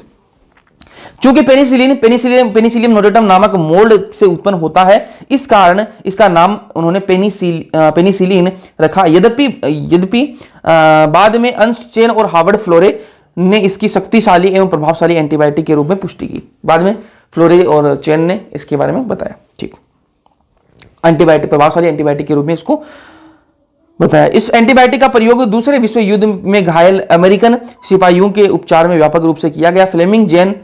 फ्लेमिंग, चेन तथा फ्लोरे को, अलेक्जेंडर फ्लेमिंग को, चेन और फ्लोरे को इस खोज के लिए 1945 में नोबेल पुरस्कार से पुरस्कृत किया गया। ये वाली बात भी आपको पता होनी चाहिए भाई, बाकी तो मैंने नोट्स में ऐड कर दी है। फ्लेमिंग, चेन तथा फ्लोरे को इस खोज के लिए 1945 में नोबेल पुरस्कार का पुरस्कृत किया, ठीक है। चलो, पेनिसिलिन के बाद में अन्य सूक्ष्म जीवों से अन्य एंटीबायोटिक भी बनी। कौन कौन सी बनी? परिशुद्ध किया गया। क्या आप जानते हैं कि प्रतिजैविक एंटीबायोटिक के नाम तथा उनकी श्रोता के बारे में बता सकते हैं? ठीक है, कौन कौन सी? प्लेग, काली खांसी, डिप्थेरिया, गलघोटू, लेप्रोसी जैसे भयानक रोग जिस दिन से संसार में लाखों लोग मरे हैं, ठीक है, उनके उपचार के लिए भी एंटीबायोटिक ने हमारी क्षमता में वृद्धि की एक शक्ति के रूप में आए हैं, ठीक है। मतलब इनकी एंटीबायोटिक भी बन चुके हैं। पहले लोग मरे थे लेकिन आज के टाइम पर अपने पास में इनकी एंटीबायोटिक्स मौजूद हैं। आज हम एंटीबायोटिक्स के से रहित संसार की कल्पना नहीं कर सकते। आज के टाइम पर ऐसा पॉसिबल ही नहीं है कि एंटीबायोटिक्स ना हो और अपना जीवन चल जाए। बिना एंटीबायोटिक्स के अपना जीवन नहीं चल सकता, ठीक है। आगे बात करेंगे। और ये जो पेज है, ठीक है, अगले दो पेज जो है उनको बहुत ध्यान से आपको समझना है, ठीक है। समझना कुछ नहीं है, याद करना है, इसके अलावा कुछ भी नहीं है। जो एनसीईआरटी बातें वो वैसी की वैसी लिख रही है। ये दो पेज जो है आपको एज इट इज याद होने चाहिए। यहां से यार क्वेश्चन आने के चांसेस बहुत ज्यादा मैक्सिमम होते हैं और बहुत बार क्वेश्चन आया। आप पीवाईक्यू उठाकर देखना, इन दो पेजों से क्वेश्चन बहुत आया है, ठीक है, ध्यान से देखना। रसायन, एंजाइम तथा अन्य जैविक अणु। अब यहां पर पूछता क्या है, समझने वाला कुछ भी नहीं है भाई। सिट्रिक एसिड जो है वो कौन बनाता है? सिट्रिक एसिड बनाता है एस्परजिलस नाइगर। और एस्परजिलस नाइगर जो है वो क्या है? एक फंजाई है, ये आपको पता होना चाहिए। सिट्रिक एसिड कौन बनाता है? Aspergillus Niger. और ये क्या होता है? एक फंजाई है, कवक है। एसिटिक एसिड कौन बनाता है? एसिडोबैक्टर एसिटाई। ये क्या है? एक बैक्टीरिया है, ठीक है। ये आपको सारे पता होने चाहिए, लिख लिख के याद कर लेना, भूल मत जाना। यहां से क्वेश्चन आता है यार, बहुत बार आया हुआ है। अगर मेरे बशक कर रहे हो तो एक बार अपने पीवाईक्यू उठा के देख लेना, यहां से क्वेश्चन ना आया हुआ हो तो। ब्यूटारिक एसिड कौन बनाता है? क्लोस्ट्रिडियम ब्यूटाइलिकम, ये भी एक बैक्टीरिया है, ठीक है। लैक्टिक एसिड कौन बनाता है? लैक्टोबैसिलस, ये भी क्या है? एक बैक्टीरिया है। स्ट्रेप्टोकाइनेज, ठीक है, स्ट्रेप्टोकाइनेज कौन? स्ट्रेप्टोकोकस बनाता है, ये भी क्या है? एक बैक्टीरिया है। साइक्लोस्पोरिन ए कौन बनाता है? ट्राइकोडर्मा पोलिस्पोरम, ये क्या है? एक फंजाई है। स्टेटिन कौन बनाता है? मोलस्कस परप्यूरियस, ये क्या है? एक फंजाई है। तो ये आपको याद होने चाहिए। 7 हैं, सातों के सातों आपको याद होने चाहिए। सिट्रिक एसिड कौन बनाता है? एस्पारजिलस नाइगर, एक फंजाई है। एसिटिक एसिड एसिडोबैक्टर एसिटाई, ये भी क्या है? एक बैक्टीरिया है। ब्यूटाइलिक एसिड ये क्या बनाता है? क्लोस्ट्रिडियम ब्यूटाइलिकम, ये क्या है? बैक्टीरिया है। लैक्टिक एसिड लैक्टोबैसिलस बनाता है, ये बैक्टीरिया है। स्ट्रेप्टोकाइनेज स्ट्रेप्टोकोकस बनाता है, बैक्टीरिया है। साइक्लोस्पोरिन ए ट्राइकोडर्मा पोलिस्पोरम, ये क्या है? फंजाई है। स्टेटिन कौन बनाता है? मोलस्कस परप्यूरियस, ये फंजाई है। ये आपको पता होना चाहिए। अब कुछ उपयोग दे रखे हैं, ये भी आपको पता होने चाहिए। मतलब इसीलिए मैंने आपको कहा एक पेज तो ये वाला, एक पेज ये वाला और एक पेज ये वाला। कभी मत भूलना भाई, कभी मत भूलना जब तक एग्जाम है, ठीक है। सेक्रोमाइसिस सर्विसी का इथेनॉल का उत्पादन करता है, इसका उपयोग देख लो। सेक्रोमाइसिस सर्विसी का और भी आपने देखे, ब्रेड बनाता है, ये बनाता है, लेकिन ये आपको याद होना चाहिए इथेनॉल का उत्पादन करता है। लाइपेजेस किस काम आते हैं? तेल के धब्बे को हटाने में काम आते हैं। जैसे आपके डिटर्जेंट पाउडर हो गए, इनमें लाइपेजेस मिलाया जाता है ताकि जो कोई शर्ट वर्ट है इन पर तेल का धब्बा लग जाए तो उसको हटाने में लाइपेज जो मदद करता है। तो लाइपेज जो है वो तेल के धब्बे हटाने में मदद करता है। पैक्टिनेज और प्रोटीजेस किस काम आते हैं? बोतल वाले जूस, जो ऐसे जूस जो बोतल में आते हैं वो ज्यादा साफ दिखते हैं। आपने देखा होगा कि अपने एक तो घर में जूस बनाए हैं, एक बोतल में जो जूस लाते हैं ना, वो बोतल मार्केट से जो खरीद के लाते हैं वो ज्यादा क्लियर होता है ना, वो ज्यादा दिखने में बढ़िया होता है। क्यों? अपना जो घर पे बनाते हैं उसमें कुछ फ्रूट्स के दृश्य होंगे, फाइबर्स होते हैं उनमें ना, लेकिन उसमें बिल्कुल भी नहीं होते। क्यों? क्योंकि उसमें क्या मिलाया जाता है? पेक्टिनेजेस और प्रोटीजेस मिलाया जाता है। उस जूस के अंदर क्या मिलाया जाता है? पेक्टिनेजेस और प्रोटीजेस मिलाया जाता है, और बोतल वाले रस को अधिक स्वच्छ एवं साफ बनाने के लिए ये काम में लिए जाते हैं। अब ये यहाँ पर बोर्ड्स में भी क्वेश्चन आता है, यहाँ से अगर आप 12th बोर्ड की दे रहे हो तो भी यहाँ से क्वेश्चन बन सकता है कि पेक्टिनेजेस और प्रोटीजेस जो है किस काम आते हैं। या फिर ऐसे पूछ लेगा कि बोतल वाले रस जो है वो घरेलू जूस से, मतलब बोतल वाले जो रस हैं वो घरेलू रस से ज्यादा साफ और स्वच्छ क्यों दिखते हैं? तो उसका आपको आंसर पता होना चाहिए कि ये पेक्टिनेज और प्रोटीजेज की वजह से। ठीक है। स्ट्रेप्टोकाइनेज जो किस काम आता है? थक्का स्फुटन के काम आता है। मान लो किसी की नस ब्लॉक हो गई, किसी की ये नस है, ठीक है, नस मतलब जानते हो शरीर में नस होती, ब्लॉक हो गई, इसमें क्या जम गया? थक्का जम गया। तो क्या क्या करेगा? उसको थक्का जम जाएगा, ब्लॉक हो जाएगी, तो क्या होगा? हार्ट अटैक की कंडीशन बनेगी, डॉक्टर के पास में जाना पड़ेगा। डॉक्टर क्या देखेगा कि भैया इसके तो थक्का जमा हुआ, तो क्या करेगा? वो दे देगा उसको स्ट्रेप्टोकाइनेज दे देगा। क्या दे देगा? स्ट्रेप्टोकाइनेज। स्ट्रेप्टोकाइनेज क्या करेगा? थक्का स्फुटन है, थक्का जो है उसको उसका स्फुटन कर देगा, मतलब उसको थक्के को फाड़ देगा। ठीक है, थक्का फट जाएगा, सॉरी थक्का फट जाएगा, क्लोट बस्टर है ये। ठीक है, यार थक्का फट जाएगा तो जो है रक्त बढ़िया से जाने लग जाएगा। ठीक है। फिर साइक्लोस्पोरिन ए। साइक्लोस्पोरिन ए किस काम आता है? प्रतिरक्षा निरोधक है। ये क्या है? प्रतिरक्षा निरोधक। इम्यूनोसप्रेसिव एजेंट है। इम्यूनोसप्रेसिव एजेंट है। ये ऐसे पेशेंट को दिया जाता है जिनके अंदर क्या होता है? ट्रांसप्लांट किया जाता है, हमारे किडनी ट्रांसप्लांट करिए, कोई भी ऑर्गन ट्रांसप्लांट किया है, तो उन पेशेंट्स को साइक्लोस्पोरिन ए दिया जाता है ताकि उनका इम्यून सिस्टम जो है वो कम काम करे। अगर उनका इम्यून सिस्टम बढ़िया से काम करने लग जाएगा तो वो पहचान जाएगा कि ये वाला अंग तो अपने शरीर का नहीं किसी और से आया हुआ है, तो उसको रिजेक्ट कर देगा उस अंग को। तो उस अंग को रिजेक्ट ना करे इसलिए क्या है? उसको इम्यूनोसप्रेसिव एजेंट दिए जाते हैं साइक्लोस्पोरिन ए, ताकि वो जो है उसका इम्यून सिस्टम जो है रोगी का वो धीरे काम करे, स्लो हो जाए, ताकि वो उस अंग को पहचान ना पाए। ठीक है। स्टेटिन जो है किस काम आता है? ब्लड कोलेस्ट्रॉल लोवरिंग एजेंट है। ये क्या है? ब्लड कोलेस्ट्रॉल को कम करने वाला कारक होता है। अपने ब्लड के अंदर कोलेस्ट्रॉल लेवल को कम करने का काम करता है स्टेटिन। तो इनके यूजेस आपको बताना चाहिए, सही यूजेस हैं, और साथ ही आपकी केमिकल्स हैं, ये आपको पता होने चाहिए। ठीक है, इनको भूलना मत, लिख लिख के याद कर लेना, यहां से क्वेश्चन आता है भाई। ठीक है, एक बार एनसीईआरटी देख लेते हैं। रसायन तथा एंजाइम अन्य जैविक सक्रिय अणु। कुछ विशेष प्रकार के रसायनों जैसे कार्बनिक अम्ल, अल्कोहल तथा एंजाइम आदि के व्यावसायिक तथा औद्योगिक उत्पादन में सूक्ष्म जीव बड़े पैमाने पर उपयोग किए जाते हैं। अम्लीय उत्पादकों के उदाहरण सिट्रिक अम्ल, एस्पार्जिलस नाइगर बता चुका हूं, एक कवक है। एसिटिक एसिड, एसिटोबैक्टर एसिटाई जीवाणु। ठीक है। ब्यूटारिक एसिड, क्लोस्ट्रिडियम ब्यूटाइलिकम, ठीक है, एक जीवाणु है। लैक्टिक एसिड, लैक्टोबैसिलस, ठीक है, बता चुका हूं आपको। ठीक है। इथेनॉल के बड़े पैमाने पर उत्पादन के लिए यीस्ट, सैक्रोमाइस सर्विसेज का उपयोग किया जाता है। लाइपेज का जो प्रयोग है वो अपमार्जक समरूपण तक धुलाई तथा धुलाई में कपड़ों से तेल के धब्बे हटाने में किया जाता है। ठीक है, बता दें मैं आपको। आपने अवश्य देखा होगा कि आप बाजार से खरीद कर लाए फल रस की जो बोतल लाते हैं, ठीक है, उसका रस घर में बने रस की तुलना में अधिक साफ दिखाई पड़ता है। पेक्टिनेज और प्रोटीजेस के प्रयोग के कारण बोतल वाला रस जो है वो अधिक स्वच्छ दिखता है, बता चुका हूं आपको मैं। सेप्टोकाइनेज स्ट्रेप्टोकोकस जीवाणु बैक्टीरियम द्वारा उत्पन्न होता है, जो आनुवांशिक इंजीनियरिंग तथा रूपांतरित किया जाता है। ठीक है, इसका प्रयोग रोगियों में रक्त वाहिकाओं में थक्का क्लोट हटाने के में यानी थक्का स्फोटन के रूप में प्रयोग किया जाता है, बता चुका हूं। हृदयघात के अगर मायोकार्डियल इन्फेक्शन से गुजरते हैं, ठीक है, ये जो जिनके अंदर हृदयघात हो जाता है, मतलब हार्ट अटैक आ जाता है, उनके अंदर ये यूज किया जाता है, बता चुका हूं। अन्य जैव सक्रिय अणु साइक्लोस्पोरिन ए के बारे में बात कर ली अपन ने। ठीक है, ये क्या है? प्रतिरोपण, मतलब जिनके अंदर ट्रांसप्लांट हुआ, कोई भी ऑर्गन ट्रांसप्लांट हुआ है उनके अंदर। ठीक है, ये ट्राइकोडर्मा पॉलीस्पर्म से बना हुआ होता है। मोलस्कस परप्यूरियस यीस्ट से उत्पन्न एक स्टेटिन होता है, जो क्या है? रक्त कोलेस्ट्रॉल को कम करने, ब्लड कोलेस्ट्रॉल को कम करने में काम आता है, बता दिया मैंने आपको। अब बात करेंगे इसकी वाहितमल उपचार में सूक्ष्म जीव। ठीक है, वाहितमल उपचार में सूक्ष्म जीव, इसको पढ़ने से पहले अपन क्या करेंगे? इसको पढ़ने से पहले अपन करेंगे बायोगैस के उत्पादन में सूक्ष्म जीव। पहले ये वाला टॉपिक करेंगे, फिर अपन वाहितमल वाले पे आएंगे। ठीक है, मुझे इस वीडियो के अंदर चैप्टर को खत्म करना था, लेकिन शायद हो जाएगा, कर देंगे, कोई दिक्कत नहीं है। बायोगैस, बायोगैस क्या है? कोई एक गैस नहीं होती। बायोगैस कोई एक गैस नहीं होती, अलग अलग बहुत सारी गैसों का मिक्सचर होता है। ठीक बात है, गैसों का एक मिश्रण है, और इस मिश्रण के अंदर सबसे मुख्य रूप से जो गैस पाई जाती है वो कौन सी है? मीथेन गैस होती है। बायोगैस कोई एक गैस नहीं होती, बहुत सारी गैसों का मिक्सचर है। उस मिक्सचर के अंदर सबसे जो मुख्य गैस होती है वो कौन सी होती है? मीथेन होती है। आपको पता होना चाहिए कौन कौन सी गैसेस है? मीथेन है, CO2 है, H2A, और इन तीनों में से ज्यादा मुख्य तौर पर जो होती है वो आपकी मीथेन होती है। सूक्ष्म जीवों की एक्टिविटी से निर्माण होता है। इस बायोगैस ये बनती कैसे है? सूक्ष्म जीवों की एक्टिविटी से इसका निर्माण होता है। भैया ऐसे कौन से सूक्ष्म जीव हैं जिनकी एक्टिविटी से निर्माण होता है? तो वो सूक्ष्म जीव कौन से? मिथेनोजेंस हैं। कौन से? मिथेनोजेंस से। अब मिथेनोजेंस जो है ये वो बैक्टीरिया है जो सेलुलोजिक पदार्थों पर अवायवीय रूप से वृद्धि करते हैं।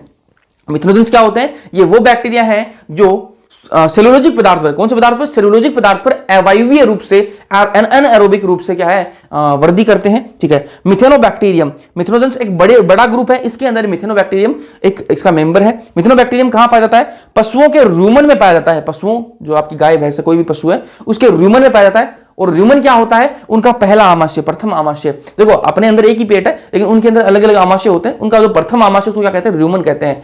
और आपको पता है कि जो गाय भैंस क्या खाते हैं? चारा खाते हैं। और चारे के अंदर क्या होता है? सेलुलोज होता है। और वो सेलुलोज कहां जाएगा? इस र्यूमन के अंदर जाएगा। खाएगी तो पेट के अंदर जाएगा। ठीक है। प्रथम आमाशय के अंदर क्या है? क्या बोलते हैं उसको? र्यूमन बोलते हैं। इसके अंदर वो क्या जाएगा? घास जाएगा।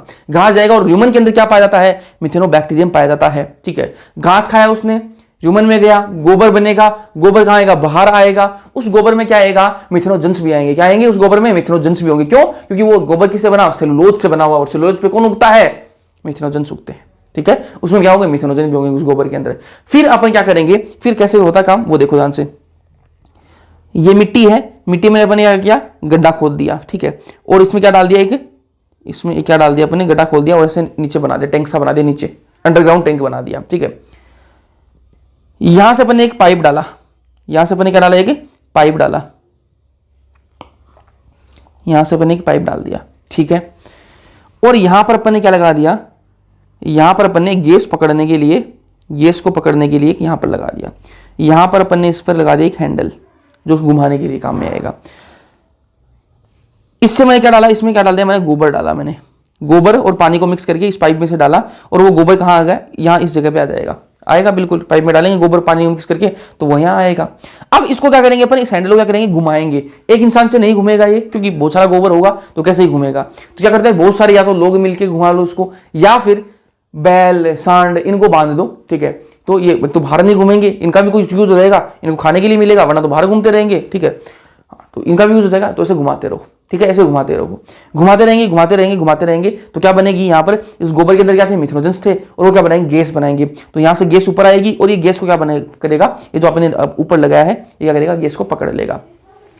गैस को पकड़ेगा और गैस जो है यहां से निकालेगा। यहां से एक पाइप लगा देंगे, उस गैस जो है यहां से निकलेगी। इस गैस को आप या तो डायरेक्ट जो घरों में चूल्हे में सप्लाई दे दो, या फिर इसको आप स्टोर कर सकते हो गैस सिलेंडर के अंदर, इसको यूज कर सकते हो। अब ऊपर गैस तो ऊपर चली गई। ठीक है। जो नीचे अपना जो कचरा बच जाएगा उसको क्या करना है? उसको यहां से बाहर निकाल लो। उसको यहां से बाहर निकाल लो। जो गोबर बच गया उसको यहां से बाहर निकाल लो। भैया उस गोबर का क्या करना है? जो बच गया उस गोबर का क्या करना है? उसको फिर आप क्या करो? खेतों में डाल दो। वो क्या है? एक ऑर्गेनिक खाद है। ठीक है। जैव खाद के रूप में उसको काम में ले लो। ठीक बात है। इस प्रकार से जो है आपका बायोगैस प्लांट है वो काम करता है। उपयोग क्या है इस बायोगैस का? कुकिंग में उपयोग कर लो, लाइटिंग में आप काम में ले सकते हो। ठीक है। लाइट भी से जला सकते हो आप। ठीक है। बायोगैस प्लांट को विकसित किया गया, बायोगैस प्लांट को सबसे पहले जो विकसित किया गया वो किसने किया? ये आपको पता होना चाहिए। KVIC फुल फॉर्म आपको पता होना चाहिए कि बायोगैस जो प्लांट है इसको सबसे पहले विकसित किसने किया? KVIC, khadi village and industries commission है एक तो। ठीक है। और एक है IARI, Indian agriculture institute, research institute है। ठीक है। इन्होंने इसको पहली बार विकसित किया था। ठीक है। अब इसको मैं एक एनसीईआरटी कर लेते हैं, फिर अपन वाहितमल वाले पे चलते हैं। बायोगैस एक प्रकार गैसों का एक मिश्रण है जिसमें मुख्यतः कौन है? मीथेन शामिल है। बता दिया मैंने आपको। जो सूक्ष्म जीवी सक्रियता द्वारा उत्पन्न होती है। आप पढ़ चुके हैं कि वृद्धि उपापचयन के दौरान सूक्ष्म जीव विभिन्न किस्मों के गैसीय अंतिम उत्पाद उत्पन्न करते हैं। जो गैस उत्पन्न होती है वह इन सूक्ष्म जीवों द्वारा खपत किए गए कार्बनिक पदार्थों पर निर्भर करती है कि कौन से प्रकार का वो कार्बनिक पदार्थ यूज करते हैं। उस पर डिपेंड करेगा कि वो किस प्रकार की गैस बनाएंगे। अपन यहाँ पर सेलुलोजिक पदार्थ की बात करेंगे। उपयुक्त उदाहरण जैसे गीले आटे का किण्वन, पनीर। ठीक है। मतलब गीले आटे का किण्वन करेंगे तो पनीर बनेगा। ठीक है। निर्माण होता है। पेयों का उत्पादन में CO2 गैसों की मुख्य रूप से उत्पन्न होती है। यद्यपि कुछ बैक्टीरिया जो सेलुलोज पदार्थ पर अवायवीय रूप से उगते हैं वह CO2 तथा H2 के साथ साथ बड़ी मात्रा में मीथेन भी उत्पन्न करते हैं। बता दिया मैंने आपको कि जो अवायवीय रूप से मिथेनोजन से उगते हैं। ठीक है। बैक्टीरिया कौन से? मिथेनोजन क्या करेंगे? CO2 H2 उसके साथ में बड़ी मात्रा में कौन? आपकी मीथेन गैस जो है उसका उत्पादन करेंगे। सामूहिक रूप से इन जीवाणुओं को मिथेनोजेंस कहते हैं। बता दिया मैंने आपको। इनमें सामान्य जीवाणु मिथेनोबैक्टीरियम है। ये बैक्टीरिया जीवाणु सामान्यतः अवायवीय गाढ़े कीचड़ में पाया जाता है, जिसका वर्णन वाहित मल उपचार में किया गया है। यह जीवाणु पशुओं के रूमन प्रथम आमाशय, रूमन का प्रथम आमाशय में भी पाए जाते हैं। रूमन में सेलुलोज पदार्थों की एक बड़ी मात्रा उपलब्ध रहती है। रूमन में यह जीवाणु सेलुलोज को तोड़ने में सहायक होते हैं और पशुओं के पोषण में महत्वपूर्ण भूमिका निभाते हैं। क्या आप समझ सकते हैं कि आप अपने आहार में उपस्थित सेलुलोज में को हम मानव भी पचाने की योग्य है? नहीं जी, ठीक है। इस प्रकार पशुओं के मल डंग उनमें, जिसे सामान्यतः गोबर कहते हैं, ठीक है, ये जीवाणु प्रचुर संख्या में पाए जाते हैं। गोबर में पादपों के सेलुलोज व्युत्पन्न प्रचुर मात्रा में होता है, ठीक है, सेलुलोज उनमें प्रचुर मात्रा में होता है भाई, क्योंकि घास खाते हैं, घास में तो सेलुलोज है ही, ठीक है। अतः इनका प्रयोग बायोगैस को पैदा करने में किया जाता है, जिससे सामान्यतः गोबर गैस भी कहते हैं, ठीक है, बायोगैस को गोबर गैस भी कहते हैं। बायोगैस संयंत्र, बायोगैस प्लांट एक टैंक 10 से 15 फीट गहरा, ठीक है, मैंने आपको खोद के बता दिया, मिट्टी के अंदर खोदेंगे, ठीक है, जिसमें अपशिष्ट संग्रहित एक गोबर डालेंगे, ठीक है।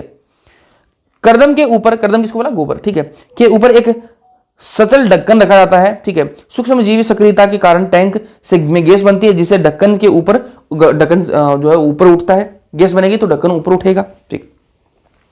इसी पाइप की सहायता से आसपास के घरों में बायोगैस की आपूर्ति को की जाती है। उपयोग की गई कर्दम दूसरे निकास द्वारा बाहर निकाल दी जाती है। इसका प्रयोग उर्वरक के खाद के रूप में काम में लेते हैं। गोबर ग्रामीण क्षेत्रों में बड़ी मात्रा में मिलता है, जहां पशुओं को पाला जाता है। यही कारण है कि ग्रामीण क्षेत्रों में इन बायोगैस प्लांटों को अधिक बनाया जाता है। उत्पन्न बायोगैस का प्रयोग खाना बनाने तथा प्रकाश पैदा करने में, लाइटिंग और कुकिंग, मैंने बता दिया आपको।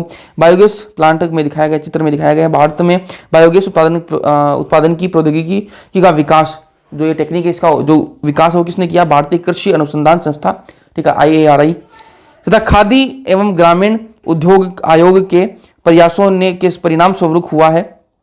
यदि आपका विद्यालय किसी गांव अथवा गांव के आसपास स्थित है तो पता लगाकर बायोगैस प्लांट को देखने जाएं और घूमो भाई, ठीक है, आप लोगों को नहीं घूमना है, ठीक है, बस इतना पढ़ लेना। आगे बात करेंगे अपन किसकी? सीवेज प्लांट पे आते हैं। आ जाओ सीवेज प्लांट पे, आ जाओ। वाहित मल का उपचार करते हैं। सीवेज ट्रीटमेंट प्लांट, वाहित मल उपचार में सूक्ष्म जीव किस प्रकार से काम करते हैं? सीवेज प्लांट भाई देखो, शहरों के अंदर भाई बहुत सारे घरों के अंदर जो गंदा पानी निकलेगा, नहाने का पानी निकलेगा, किचन से पानी निकलेगा, गटर का पानी निकलेगा, कहाँ जाएगा वो? कहाँ जाएगा? सारे घरों से आएगा और उसको आप ऐसे ही नदी के अंदर छोड़ दोगे तो नदी तो हो गई खराब। तो उसे क्या किया जाता है? उसको ट्रीट किया जाता है। उसको क्या किया जाता है? ट्रीट किया जाता है। इसको क्या कहते हैं? सीवेज ट्रीटमेंट प्लांट, STP कहते हैं शॉर्ट में, ठीक है। कैसे करते हैं अभी इसको समझते हैं। सीवेज क्या होता है? सीवेज क्या होता है? वेस्ट प्लस वाटर, वेस्ट और वाटर दोनों आपस में मिले हुए हों, उसको क्या कहते हैं? सीवेज कहते हैं, ठीक बात है। सीवेज का सबसे पहले क्या करेंगे अपन? प्राइमरी ट्रीटमेंट करेंगे। सबसे पहले करेंगे प्राइमरी ट्रीटमेंट, उसके बाद में उसका सेकेंडरी ट्रीटमेंट करेंगे और फिर उसको नदी में अपन छोड़ देंगे, ठीक बात है।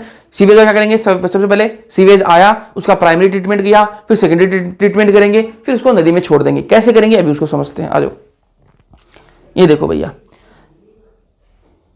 यहां से क्या हुआ? सीवेज आया, यहां से क्या आया? सीवेज आता है, ठीक है, सारे पूरे शहर का सीवेज आया और यहां पर अपन ने क्या किया? उस सीवेज के अंदर बोतलें भी तैरती आ रही हैं, थैलियां भी तैरती आ रही हैं, सब्जियां भी तैरती आ रही हैं, ठीक है। तो सबसे पहले क्या करेंगे अपन ने यहां पर क्या लगा दी? जालियां लगा दी। क्या लगा दी? जाली लगा दी, 3 जालियां लगा दी। अब क्या होगा? जो तैरता हुआ आ रहा है ना, जो भी तैरता हुआ कचरा आ रहा है वो इन जालियों में अटक जाएगा, वो इन जालियों में अटक जाएगा और इन जालियों से आगे जो पानी जाएगा ना, उनमें तैरता हुआ सामान तो नहीं जाने वाला। तो सबसे पहली स्टेप जो किया अपन ने, क्या की? सिक्वेंशियल फिल्ट्रेशन किया। क्या किया मैंने? सिक्वेंशियल। सिक्वेंस किस लिए? क्योंकि मैंने 3 जालियां लगा रखी हैं, तो इसलिए सिक्वेंस में लगा रखी है, तो सिक्वेंशियल फिल्ट्रेशन बोलेंगे इसको। इसमें क्या होता है? तैरता हुआ जो कूड़ा करकट है ना, उसको फिल्टर कर लिया अपने, 3 जालियां लगा ली, जो तैरता हुआ सामान आ रहा था वो रुक जाएगा जालियों में, ठीक है। इससे आगे जो पानी जाएगा, पानी चला गया इसके आगे, ठीक बात है। अब इस पानी के अंदर जो आगे गया है, इस जालियों से आगे जो पानी जाएगा उसमें मिट्टी हो सकती है, छोटे छोटे कंकड़ हो सकते हैं, ठीक है। तो अपन क्या कर दिया? उस पानी को थोड़ी देर यहां पर रोक लिया, थोड़ी देर पानी को रोक लिया। और जब पानी को अपन एक जगह पर रोकते हैं ना, तो क्या होता है? जो मिट्टी कंकड़ जो है वो नीचे बैठ जाते हैं। वो क्या होता है? नीचे बैठ जाते हैं। आप एक काम करो, गिलास लो, पानी का भर लो, उसमें मिट्टी डाल लो, थोड़ी देर बाद आप देखोगे जो मिट्टी है वो नीचे बैठ जाएगी और पानी जो साफ ऊपर रह जाएगा, ठीक बात है। उसी प्रकार से, ठीक है। फिर अपन ने दूसरी स्टेप कौन सी? Sedimentation tank. यहां पर अपन ने पानी को क्या किया? अवसादन करवाया पानी का, ठीक है। मृदा तथा छोटे पत्थरों का अवसादन हो गया। जो मृदा की जो मिट्टी है, जो छोटे छोटे पत्थर है, वो क्या हो जाएंगे? नीचे बैठ जाएंगे, पानी ऊपर रहेगा। इस पानी को फिर अपन कहां लेके जाएंगे? प्राइमरी सेटलिंग टैंक में लेके जाएंगे। कहां लेके जाएंगे? प्राइमरी सेटलिंग टैंक के अंदर लेके जाएंगे। इस टैंक के अंदर इस पानी को थोड़ी देर अपन क्या करेंगे? एक जगह छोड़ देंगे। जब अपन पानी को एक जगह छोड़ देंगे तो इसमें भी जो कुछ ठोस पदार्थ होगा, ठोस अपशिष्ट होगा, ठोस वेस्ट होगा, सॉलिड वेस्ट जो होगा वो क्या होगा, नीचे बैठने लग जाएगा। पानी इस टैंक के अंदर आ गया, थोड़ी देर अपन ने पानी को इस टैंक में छोड़ दिया, तो जो टैंक के अंदर जो पानी है, ठीक है, उसके अंदर जो ठोस अपशिष्ट होगा वो नीचे बैठता जाएगा, ठीक है, ठोस अपशिष्ट नीचे बैठ जाएगा, पानी ऊपर रहेगा, तो पानी को अपन आगे बढ़ा देंगे, पानी को अपन आगे बढ़ा देंगे। यहां से इस टैंक से, प्राइमरी सेटलिंग टैंक से जो पानी निकलता है उसको क्या, उस पानी को क्या कहते हैं अपन, प्राइमरी इफ्लुएंट कहा जाता है। क्या कहते हैं, प्राइमरी इफ्लुएंट इसको कहते हैं। और इस पानी के अंदर जो यहां से पानी निकलेगा उसके अंदर क्या होता है, ऑर्गेनिक वेस्ट होता है। बाकी जितना भी वेस्ट था भाई, ऊपर जो तैरता हुआ था, कंकड़ मिट्टी, वो सारे अपन ने हटा दिए, ठोस अपशिष्ट वो सारे अपन ने यहां तक हटा दिए हैं पानी में से। अब पानी में जो है आपको देखने में कुछ दिखेगा नहीं, पानी आपको देखने में जो है उसमें कुछ दिखेगा नहीं, आपको बिल्कुल साफ पानी दिखाई देगा, लेकिन लेकिन लेकिन उसमें घुला हुआ ऑर्गेनिक मैटर जरूर है। अभी पानी जो है उसमें ऐसा थोड़ा मिट्टी कंकड़ ये थोड़ा ना है, पानी के अंदर कुछ ऐसे पदार्थ भी हैं जो उस पानी के अंदर घुल चुके हैं, ऑर्गेनिक मैटर कुछ ऐसा है जो उसमें घुल चुका है, उसको भी साफ करना है। तो उसको साफ करने के लिए अपन कहां लाते हैं, इस एरेशन टैंक के अंदर लेके आते हैं। कहां लाते हैं, एरेशन टैंक के अंदर लाते हैं। अब यहां पर खेल होगा, इस एरेशन टैंक के अंदर खेल होता है। क्या होता है वो ध्यान से देखना, भी आपको मैं डायग्राम से दिखाता हूं। मेरे पास में एक गिलास है, मेरे पास में गिलास है, ठीक है, इस गिलास के अंदर मैंने पानी डाल रखा है, इस गिलास के अंदर क्या है, पानी है, ठीक है। और इस पानी के अंदर क्या है, इस पानी के अंदर क्या है, घुले हुए क्या है, ऑर्गेनिक मैटर है, ठीक है। पानी अपन को दिखने में साफ दिख रहा है, लेकिन इसके अंदर क्या है, घुले हुए ऑर्गेनिक मैटर है, अपशिष्ट पदार्थ है, ठीक है। अब मुझे क्या करना है, इस पानी को स्वच्छ करना है। कैसे करूंगा, तो मैं क्या करूंगा, इसमें मैं कुछ क्या डालूंगा, इसमें कुछ जीवाणु डालूंगा, सूक्ष्म जीव डालूंगा। क्या डालूंगा, सूक्ष्म जीव डालूंगा।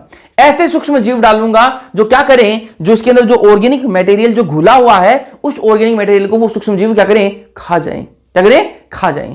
जब वो सूक्ष्म जीव को, वो जो सूक्ष्म जीव है उस ऑर्गेनिक मटेरियल को खा जाएंगे, तो मेरा पानी जो है वो क्या हो जाएगा, साफ हो जाएगा। क्या हो जाएगा, साफ हो जाएगा। अब इसमें मैंने क्या किए, सूक्ष्म जीव डाल दिए, ठीक है। जब वो सूक्ष्म जीव उस ऑर्गेनिक मटेरियल को खाएंगे तो वो क्या करेंगे, वो कैसे खाएंगे, उनको किसकी जरूरत पड़ेगी, उनको जरूरत पड़ेगी ऑक्सीजन की। उनको जरूरत पड़ेगी किसकी, ऑक्सीजन की जरूरत पड़ेगी। जितना ज्यादा ऑर्गेनिक मैटर इस पानी में घुला हुआ होगा ना, इस पानी के अंदर जितना ज्यादा ऑर्गेनिक मटेरियल जो है वो घुला हुआ होगा, उतनी ही ज्यादा वो खाएंगे सूक्ष्म जीव उसको, और उतनी ही ज्यादा ऑक्सीजन की उनको जरूरत पड़ेगी। सिंपल सी बात समझो, मेरे पास में गिलास था, उसके अंदर पानी है, देखने में बिल्कुल साफ लग रहा था, लेकिन उसके अंदर ऑर्गेनिक मटेरियल घुला हुआ था। अब मैं ये कह रहा हूं, मैं सूक्ष्म जीव लेके आया, मैंने उस पानी के अंदर डाल दिया। अब वो सूक्ष्म जीव जो है उस ऑर्गेनिक मटेरियल को खाएंगे, जब वो खाते हैं तो उनको ऑक्सीजन की जरूरत पड़ती है, ठीक है। तो मैं ये कह रहा हूं, उस पानी के अंदर जितना ज्यादा ऑर्गेनिक मटेरियल होगा उतना ज्यादा वो उसको खाएंगे, ठीक है, उतना ज्यादा वो क्या करेंगे, उसको खाएंगे। एक मिनट दीजिए,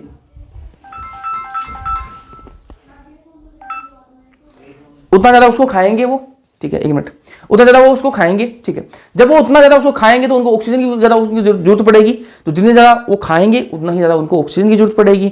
तो मुझे ये पता लग जाएगा, मैं कैसे पता लगाऊंगा, जब उनको ऑक्सीजन की ज्यादा जरूरत पड़ेगी, मतलब यहां पर अभी तो ऑर्गेनिक मटेरियल बहुत ज्यादा है। जैसे जैसे वो ऑक्सीजन की जरूरत कम होती जाएगी, मतलब क्या हुआ, मतलब ये हो जाएगा कि यहां पर अब जो है अपना पानी जो स्वच्छ हो चुका है, क्योंकि ऑक्सीजन की डिमांड ज्यादा थी। ऑक्सीजन की अगर डिमांड ज्यादा थी मतलब ऑर्गेनिक वेस्ट ज्यादा था, क्योंकि जो अपने सूक्ष्म जीव उसको खा रहे थे, ठीक बात है। लेकिन अब क्या है, ऑक्सीजन की डिमांड कम हो गई, मतलब क्या हुआ, अब ऑर्गेनिक मैटर भी खत्म हो चुका है, इसीलिए जो सूक्ष्म जीव है वो ऑक्सीजन की डिमांड नहीं कर रहे। तो इस चीज को क्या कहते हैं, बीओडी कहते हैं। इसको क्या कहते हैं, बीओडी, बायोकेमिकल ऑक्सीजन डिमांड कहते हैं। इसको क्या कहते हैं, बायोकेमिकल ऑक्सीजन डिमांड। क्या होती है ये, कि जब सूक्ष्म जीव ऑर्गेनिक मैटर को खा रहे होते हैं तो उनको ऑक्सीजन की जरूरत पड़ती है, ठीक है, और उसी डिमांड क्या कहते हैं, बायोकेमिकल ऑक्सीजन डिमांड। जितनी ज्यादा बीओडी होगी, जितनी ज्यादा बायोकेमिकल ऑक्सीजन डिमांड होगी, उतना ही ज्यादा मतलब क्या होगा, ऑर्गेनिक वेस्ट भी उतना ही ज्यादा है। जैसे जैसे बायोकेमिकल ऑक्सीजन की डिमांड कम होती रहेगी, मतलब ऑर्गेनिक वेस्ट भी घट रहा है। ये बात समझ में आ गई आपको, चलो अब आ जाओ यहाँ पे। यहां पर इस टैंक के अंदर, एरेशन टैंक के अंदर अपन इस पानी को लेके आ गए। इस पानी के अंदर क्या था, ऑर्गेनिक वेस्ट घुला हुआ था। अपन ने क्या किया, वायुवीय सूक्ष्म जीव इसके अंदर डाले। इस एरेशन टैंक के अंदर क्या है, वायुवीय सूक्ष्म जीव है। ये वायुवीय सूक्ष्म जीव क्या है, मतलब वायुवीय एरोबिक माइक्रोब है, ठीक है, वायुवीय सूक्ष्म जीव है। इनको ऑक्सीजन की जरूरत पड़ेगी, ये ऑर्गेनिक मैटर को खाएंगे। इसके अंदर जो ऑर्गेनिक मैटर है इस पानी के अंदर, उसको ये खाने लग जाएंगे। जब ये ऑर्गेनिक मैटर को खाएंगे तो क्या होगी, ऑक्सीजन की डिमांड बढ़ेगी। तो अपन को पता रहेगा अगर ऑक्सीजन की डिमांड ज्यादा है, मतलब क्या है, इस पानी के अंदर ऑर्गेनिक मैटर भी बहुत ज्यादा है। जैसे जैसे ये खा लेंगे उसको पूरा, तो अपनी जो ऑक्सीजन की डिमांड जो कम होती रहेगी, तो अपन को पता रहेगा कि भैया इसके अंदर ऑर्गेनिक मैटर भी कम हो चुका है। फिर अपन इसमें से थोड़ा सा पानी लेंगे और अपन चेक करेंगे उसके अंदर ऑक्सीजन डिमांड कितनी है। अगर उसके अंदर बीओडी कम आ गई, मतलब क्या हुआ, यहां पर ऑर्गेनिक मैटर भी इसका कम हो चुका है, पानी जो वो साफ हो चुका है। जब यहां पर ये सारी प्रोसेस होती रहती है तो यहां पर बीओडी जो वो कम हो जाती है, ठीक है, पानी साफ हो जाता है और यहां पर क्या बनते हैं, फ्लोक्स बन जाते हैं। क्या बन जाते हैं, फ्लोक्स बन जाते हैं। ये सूक्ष्म जीव है, ऐसे बहुत सारे सूक्ष्म जीव हो जाएंगे इस पानी के अंदर, ठीक है। और कुछ क्या होंगे यहां पर जो क्या बोलते हैं, कुछ फंजाई होंगी और वो आपस में मिलकर क्या बना लेंगे, जाली सी एक संरचना बना लेंगे ना आपस में। सूक्ष्म जीव और जो फंजाई वो आपस में मिलकर एक जाली सी संरचना बना लेंगी, उसको कहते हैं फ्लोक्स, कहते हैं उर्णक कहते हैं। क्या कहते हैं, उर्णक कहा जाता है, फ्लोक्स कहते हैं। अब अपन क्या करेंगे, इस पानी को कहां डालेंगे, इस पानी को लेके जाएंगे कहां पर, सेकेंडरी सेटलिंग टैंक के अंदर लेके जाएंगे। यहां पर अपन ने ऑर्गेनिक मैटर को खा लिया, ठीक है। अब क्या बचा, जो पानी बच गया उसको अपन सेकेंडरी सेटलिंग टैंक के अंदर लेके आ जाएंगे। यहां पर क्या होगा, इस पानी को थोड़ी देर छोड़ देंगे, तो छोड़ने से क्या होगा, जो इसके अंदर उर्णक बने थे, फ्लोक्स बने थे, फ्लोक्स क्या बने आपको, सूक्ष्म जीव और जो फंजाई आपस में मिलकर एक जाली जैसी संरचना बना ली थी, वो जालियां जो है यहां पर आकर इस टैंक के अंदर थोड़ी देर पानी को छोड़ेंगे तो वो नीचे बैठ जाएंगी, फ्लोक्स और जो उर्णक है उनका अवसादन हो जाएगा, वो नीचे बैठ जाएंगी, पानी ऊपर रह जाएगा। उस पानी को अपन क्या करेंगे, उस पानी को अपन कहां छोड़ देंगे, नदी के अंदर छोड़ देंगे। पानी को अपन नदी के अंदर बाहर निकाल देंगे। अब आप कहोगे भैया ये जो फ्लोक्स जो है, अवसादन जो फ्लोक्स है, उर्णक जो है वो नीचे बैठ गए थे, उनका क्या करना है, तो उनको मैं कह रहा हूं कि थोड़ा सा जो बाहर गया उस उर्णक का, जो फ्लोक्स का, उसको अपन वापस एरेशन टैंक में डाल देंगे। क्यों, इसलिए डाल देंगे क्योंकि जैसे अपन को जावण की जरूरत पड़ती है, आरंभ की जरूरत पड़ती है, तो यहां पर भी अगली बार जो पानी आएगा, ठीक है, उसके अंदर भी ऑर्गेनिक मैटर होगा, उसको खाने के लिए कोई तो चाहिए, तो अपन बार बार थोड़ा ना वायु जीव, सूक्ष्म जीव लेके आएंगे, इनको एक बार वापस अपन ने डाल देंगे तो ये आरंभक के रूप में काम करेंगे। बाकी जो बच गया, बाकी जो फ्लोक्स उर्णक बच गए उनको कहां डालेंगे, अगले टैंक में लेके जाएंगे, उसको कहते हैं एक्टिवेटेड स्लज डाइजेस्टर कहते हैं।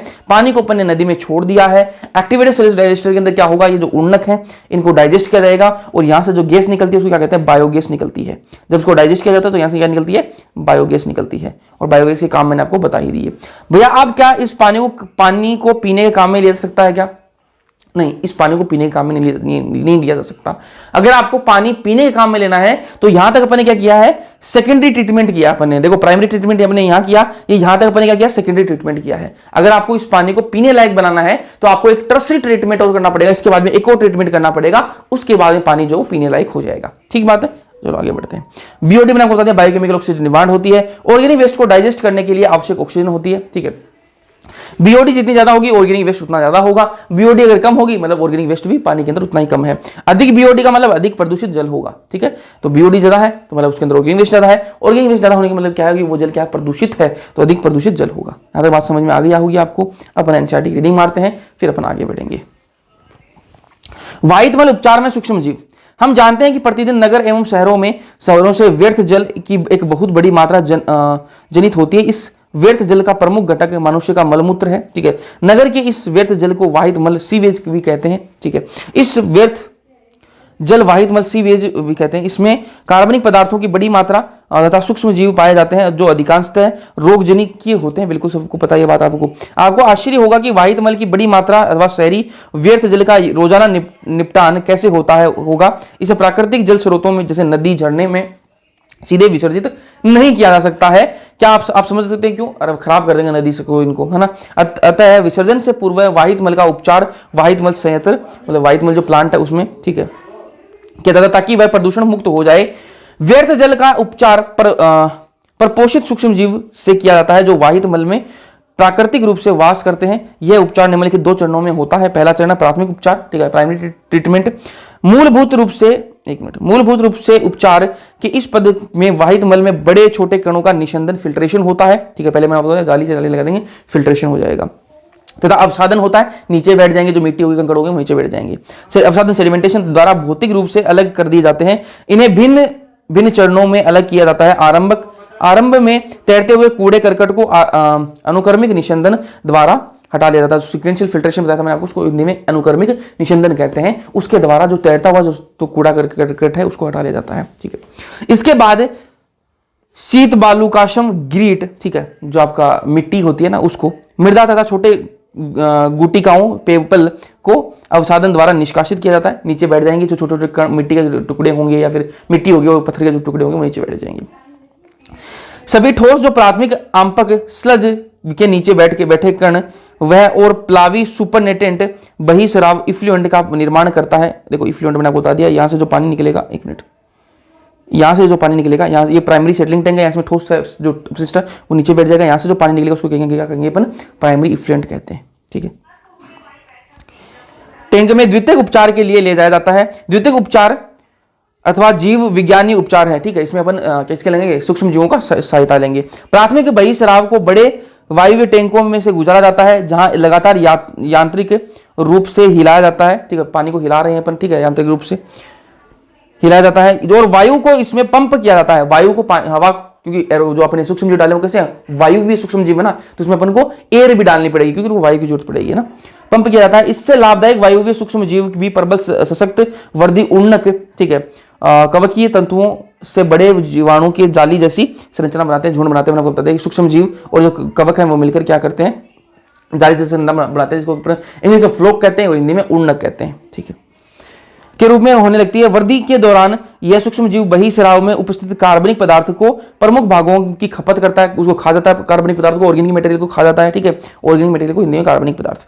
ठीक है, यह बहिस्राव के बीओडी बायोकेमिकल ऑक्सीजन डिमांड को महत्वपूर्ण से घटाने लगता है। जैसे जैसे ऑर्गेनिक मटेरियल कम होता जाएगा, बीओडी भी कम होती जाएगी, सिंपल सी बात है। ठीक है, बीओडी ऑक्सीजन की उस मात्रा को संदर्भित करता है जो जीवाणु द्वारा 1 लीटर पानी में उपस्थित कार्बनिक पदार्थ की खपत कर उन्हें ऑक्सीकृत कर दे। ठीक है, वाहित मल का तब तक उपचार किया जाता है जब तक बीओडी घट ना जाए। ठीक है, वाहित मल को तब तक अपन ट्रीटमेंट करेंगे जब तक वो बीओडी उसकी घट ना जाए। ठीक है, अगर बीओडी घट गई मतलब वो क्या है, शुद्ध पानी हो जाएगा। जल के एक नमूने में सूक्ष्म जीवों द्वारा ऑक्सीजन के उद्गरण की दर का मापन बीओडी परीक्षण से किया जाता है। मैंने बता दें कि थोड़ा सा पानी निकालेंगे उस एरेशन टैंक से और फिर उसको देखेंगे इसमें बीओडी कितना है। अगर बीओडी कम आ गया मतलब पानी अब ठीक हो चुका है। ठीक है, अतः अप्रत्यक्ष रूप से जल में उपस्थित कार्बनिक पदार्थों का मापन ही बीओडी है। जब व्यर्थ जल का बीओडी अधिक होगा मतलब उसमें प्रदूषण क्षमता भी अधिक है। ठीक है, एक बार वाहित मल अथवा व्यर्थ जल का बीओडी पर्याप्त मात्रा में घट जाए तब बहिस्राव का निस्यंदन सेटलिंग टैंक में भेजते हैं, जहां जीवाणु झुंड जो फ्लोक्स बने थे, अपने उन्नक जो बने थे वो नीचे बैठेंगे, उन सेटलिंग टैंक में भेजते हैं, जहां जीवाणु झुंड फ्लोक्स उसे अवसादित परिवर्तित करते हैं, वो नीचे बैठ जाएंगे और यह अवसाद सक्रियत आमपक कहलाता है। सक्रियत आमपक के छोटे भाग को अपन पीछे वापस एरेशन टैंक में भेज देंगे ताकि वो मतलब एक आरंभक के रूप में काम करे। वायवीय टैंक पंप में करते हैं, ये आमपक निवेश द्रव्य की तरह कार्य करता है। आमपक का बचा हुआ जो मुख्य भाग है उसको बड़े टैंक में अपन लेके जाएंगे और वहां पर अपन अवायवीय रूप आमपक संपादित एनारोबिक सेल डाइजेस्टर कहते हैं उसको, मैंने बता दिया। उसमें क्या होगा, अवायवीय रूप से उसमें उसको डाइजेस्ट किया जाएगा और वहां पर क्या है, बायोगैस बनती है। यहां जीवाणु की अन्य किस्मों जैसे अवायवीय रूप से वृद्धि करती है, वे आमपक में उपस्थित जीवाणुओं तथा अवयवों का पाचन कर लेती हैं, डाइजेस्ट करती हैं। ठीक है, पाचन के दौरान जीवाणुओं गैसों का मिश्रण जैसे मीथेन हाइड्रोजन, मैंने आपको बताया बायोगैस मतलब ये मिश्रण ही होता है, मीथेन हाइड्रोजन CO2। ठीक है, यहाँ सल्फाइड भी है, कार्बन सल्फाइड उत्पन्न करते हैं। ये गैसें बायोगैस का निर्माण करती हैं, चूंकि ये ज्वलनशील होती हैं। ठीक है, इस कारण इनका प्रयोग ऊर्जा के स्रोत के रूप में किया जा सकता है। ठीक है, ये बायोगैस का उत्पादन होता है और उसको कर सकते हैं अपन ऊर्जा के रूप में। द्वितीयक उपचार प्लांट में बहिस्राव सामान्यतः जल के प्राकृतिक स्रोतों जैसे नदियां, झरनों इनमें छोड़ दिया जाता है, उनको पानी को नदी में छोड़ देंगे अपन। वाहित मल उपचार संयंत्र आकाशी, ये यहाँ पर इसका डायग्राम दे रखा है। ठीक है, आप समझ सकते हैं कि इस प्रकार से सूक्ष्मजीव प्रतिदिन विश्व भर में व्यर्थ जल के लाखों करोड़ों गैलन पानी के उपचार में महत्वपूर्ण भूमिका निभाते हैं। संसार के लगभग समस्त भागों में लगभग सदियों से इसी प्रकार प्रणाली प्रयोग किया जाता है। आज के दिन कोई भी मनुष्य द्वारा तैयार की गई प्रौद्योगिकी वाहित मल सूक्ष्मजीव उपचार के सामने नहीं टिक पाई है। आप जानते हैं कि बढ़ते हुए शहरीकरण के कारण पहले की तुलना में वाहित मल की एक बहुत बड़ी मात्रा उत्पन्न हो जाती है। अतः वाहित मल की इतनी बड़ी मात्रा को उपचारित करने में उपचार प्लांट की संख्या पर्याप्त नहीं बढ़ाई गई है, इसलिए अपचारित वाहित मल सीधे नदियों में छोड़ दिया जाता है। बहुत क्योंकि देखो लोग शहरों में ज़्यादा रहने लगे हैं, इस वजह से क्या हो रहा है, वाहित मल भी बढ़ रहा है और जो ट्रीटमेंट जो प्लांट है वो उतने सफिशिएंट नहीं है। इस वजह से क्या करते हैं, बहुत सारा जो वाहित मल जो है, सीवेज जो है वो डायरेक्ट नदियों में छोड़ दिया जाता है, ताकि इस वजह से क्या है, नदियां जो प्रदूषित हो रही हैं। ठीक है, नदियों का पानी बिल्कुल खराब हो चुका है। परिणाम स्वरूप प्रदूषण और जल जनित रोगों की संख्या बढ़ रही है। पर्यावरण तथा वन मंत्रालय ने हमारे देश की प्रमुख नदियों को प्रदूषण से बचाने के लिए गंगा एक्शन प्लान ठीक है, ये आपको ध्यान में रखना है कि गवर्नमेंट ने क्या क्या ये लॉन्च किया था, Ganga action plan, Yamuna action plan, किस लिए, कि इन नदियों में प्रदूषण कम से कम रहे। जैसे योजनाओं का सूत्रपात किया, इन योजनाओं के तहत एक बड़ी संख्या में नए वाहित मल उपचार प्लांट को बनाने का प्रस्ताव है, ताकि केवल उपचारित वाहित मल ही इन नदियों में जाए, ठीक है, बिना उपचार किया हुआ वाहित मल जो इनमें नहीं जाए। आप अपने आसपास स्थित ऐसे कोई वाहित मल उपचार, ठीक है, आपके आसपास कोई सीवेज ट्रीटमेंट प्लांट है तो उसको देख लेना। बस आगे बढ़ते, ये बायोगैस वाला अपन ने पढ़ ही लिया। अब लास्ट अपना जैव नियंत्रण कारक के रूप में सूक्ष्म जीव, इसको करते हैं, आ जाओ।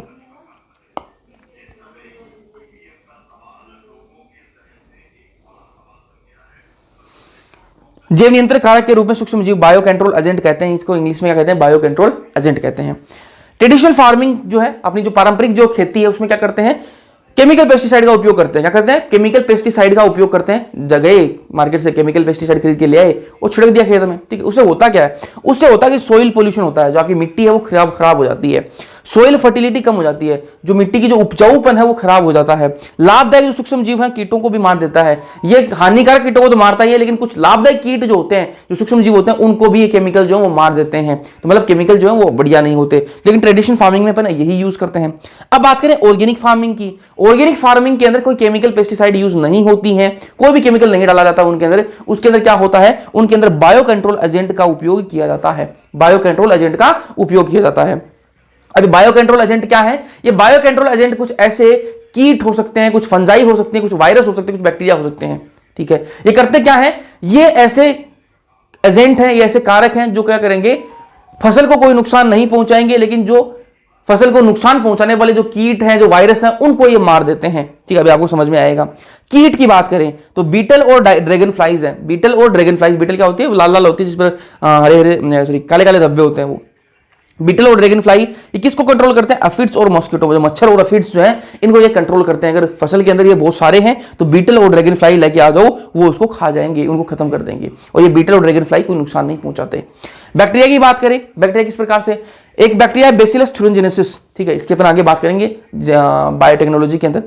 बेसिलस थ्यूरिनजेनेसिस ये किसको कंट्रोल करता है, बटरफ्लाई और कैटरपिलर को कंट्रोल करता है, ठीक है। इस बेसिलस थ्यूरिनजेनेसिस, इसको शॉर्ट में बीटी कहते हैं। इसके पैकेट्स आते हैं ना, पैकेट्स आते हैं और पानी में घोला और उसके बाद में इसको छिड़क देते हैं फसल के अंदर।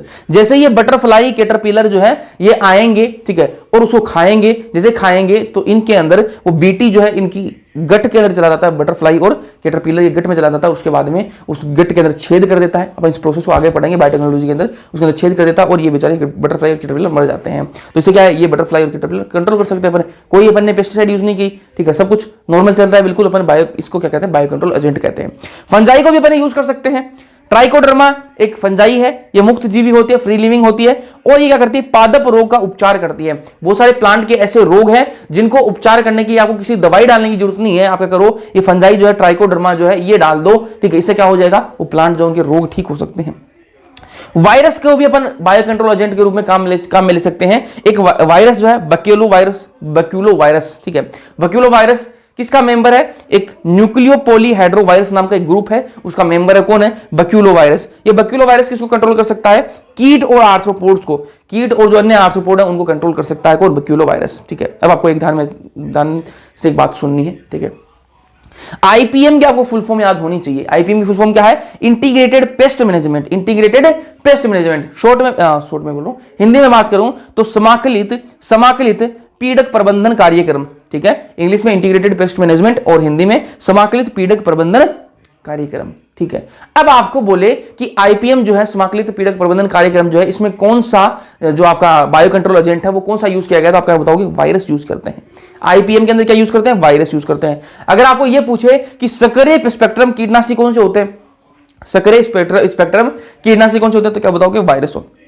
दोनों के अंदर आंसर क्या होगा, वायरस होगा। आईपीएम के अंदर भी आंसर वायरस, समाकलित पीड़क प्रबंधन कार्यक्रम वायरस, सक्रिय स्पेक्ट्रम कीटनाशी वायरस, ठीक है। ये आपको बात ध्यान में रखनी है। अब इससे पहले अपन जैव पर जाएं, उससे पहले अपन इसको कर लेते हैं एनसीईआरटी से। आ जाओ, बहुत बिल्कुल नॉर्मल बातें हैं, ठीक है, आसान सा चैप्टर है ये, मान जा भाई। जैव नियंत्रण कारक के रूप में सूक्ष्मजीव। पादप रोगों तथा पीड़कों के नियंत्रण के लिए जैव वैज्ञानिक विधि का प्रयोग ही जैव नियंत्रण है। ठीक है, इसमें अपन बायो कंट्रोल एजेंट यूज करेंगे। आधुनिक समाज में ये समस्या रसायनों, कीटनाशियों तथा पीड़कनाशियों के बढ़ते हुए प्रयोगों की सहायता से नियंत्रित की जा सकती है। ये रसायन मनुष्य तथा जीव के जंतुओं के लिए अत्यंत क्या है, विषैले हैं। ठीक है, अपने को सबको पता है केमिकल्स वाली सब्जियां अच्छी नहीं होती हैं। ठीक है, कोई भी फसल जो अच्छी नहीं होती। यह पर्यावरण, मृदा, भूमिगत जल, ठीक है, जो को प्रदूषित करते तथा फलों, साग सब्जियों और फसलों को भी हानिकारक प्रभाव डालते हैं। खरपतवार नाशियों का प्रयोग, ठीक है, अपन वीडीसाइड डालते हैं खेत के अंदर कि भाई जो घास है वो खत्म हो जाए, अपनी फसल को नुकसान ना हो, सिर्फ वो घास उसमें खत्म हो जाता है, लेकिन वो नुकसानदायक होता है। प्रयोग खरपतवार को हटाने के लिए किया जाता है, यह भी हमारी मृदा को प्रदूषित करता है। ठीक है, पीड़क तथा रोगों का जैव नियंत्रण। कृषि में पीड़कों को नियंत्रित करने के लिए यह विधि रासायनों के प्रयोग की तुलना में प्राकृतिक प्रभक्षण पर अधिक निर्भर है। ऑर्गेनिक फार्मर कृषक के अनुसार जैव विविधता की क्या है, स्वास्थ्य की कुंजी है। भूदृश्य पर जितनी अधिक किस्में होंगी वही उतनी अधिक स्थायित्व प्रदान करती हैं। अतः ऑर्गेनिक फार्मर जो है, कृषक जो होता है, एक तंत्र को विकसित करने के लिए कार्य करता है जिसमें कीट, इन्हें पीड़क भी कहते हैं, उन्मिलित न हो और वे इसके बजाय उन्हें नियंत्रित कर स्तर पर एक जीवित तथा कंपायमान पारिस्थितिक तंत्र के रूप में संतुलन तथा जांच के जटिल तंत्र का निर्माण करें। ये कहना यह चाहता है कि जो ऑर्गेनिक फार्मर होता है ना, वो क्या चाहता है कि मैं कोई रसायन यूज ना करूं, मैं क्या करूं, एक ऐसा इकोसिस्टम, एक ऐसा पारितंत्र जो है वो मैं बना दूं अपने खेत के अंदर कि जो रोगजनक जो कीड़े हैं, जो हानिकारक जो कीड़े हैं, ठीक है, जो कीट है, उनको ऐसे मैं कीड़े लेके आ जाऊं, ऐसे कीट लेके आ जाऊं, वो क्या करेंगे, वो इन रोग करने वाले कीट या फिर जो हानिकारक जो कीट है उनको क्या कर देंगे, खत्म कर देंगे, वो खा जाएंगे, वो खत्म कर देंगे, ताकि फसल जो वो बची रहे। ठीक है, इस प्रकार से, और उसमें कोई केमिकल भी यूज ना हो। उसके बाद अपन बात करेंगे, आगे बढ़ते हैं। अधिक परंपरागत फार्मिंग प्रैक्टिस के विपरीत बहुधा लाभप्रद तथा हानिप्रद बागवानी जीवों के रसायन प्रयोग द्वारा मार दिया जाता है। जैव मतलब अपने को फसल ज्यादा चाहिए तो अपन क्या कर देते हैं, केमिकल्स यूज कर लेते हैं। देखो, ऑर्गेनिक फार्मिंग जो है उसमें केमिकल्स यूज नहीं होते, लेकिन उसमें फसल जो है वो कम होती है। ठीक है, उसमें जो फसल है वो कम होती है। जैसे अपन केमिकल डाल के करते हैं उससे कम फसल होती है, लेकिन उसमें कोई केमिकल नहीं होता, बस इतनी सी बात है उसमें। लेकिन फसल जो है वो कम होती है, इसलिए वो महंगी भी होती है। ऑर्गेनिक जो सब्जियां हैं वो महंगी होंगी, ऑर्गेनिक जो फसल है वो महंगी होती है। ठीक है, चलो। जिसे करोड़ों जीवों के मध्य पारस्परिक क्रियाओं के जाल की व्याख्या का विकास होता है। खेत प्राणी जात फौना तथा पेड़ों पौधों फ्लोरा का एक निर्माण करते हैं। ऑर्गेनिक फार्मर कृषक बहुधा एक दृष्टिकोण विकसित हो जाता है। उदाहरणतः जीवों का उन्मूलन, जिन्हें बहुधा पीड़क कहा गया है, उनका उन्मूलन केवल असंभव ही नहीं बल्कि अवांछनीय भी है। इसके बिना लाभप्रद परभक्षी और परजीवी कीट जीवित नहीं रह पाएंगे जो पीड़कों उनके पोषण अथवा जीवन के लिए आश्रित हैं। इस प्रकार जैव नियंत्रण विधि से विषाक्त रसायन तथा पीड़कनाशियों पर हमारी आश्रितता जो है वह काफी हद तक घट सकती है। अब ये कहना ये चाहती है कि अपन एक ऐसा सिस्टम डेवलप करें जिससे क्या हो, जो प्लांट्स हैं, ठीक है, और जो आपके जो कीट हैं वो सारे एक दूसरे पर निर्भर हों। ठीक है, और फसल को खराब करने वाले जो कीट हैं उनको मार दिया जाए और बाकी जो है उनको बचा लिया जाए। ठीक है, इस प्रकार से पूरा इकोसिस्टम हो ताकि अपन को रसायन वगैरह नहीं डालना पड़े। यही कहना चाहती है एनसीईआरटी बेसिस में। ये काफी हद तक अपन घटा लिया है। और जीव विज्ञानी फार्मिंग के उपगमन प्रस्ताव का महत्वपूर्ण भाग विभिन्न जीवन के रूपों से परिचित है।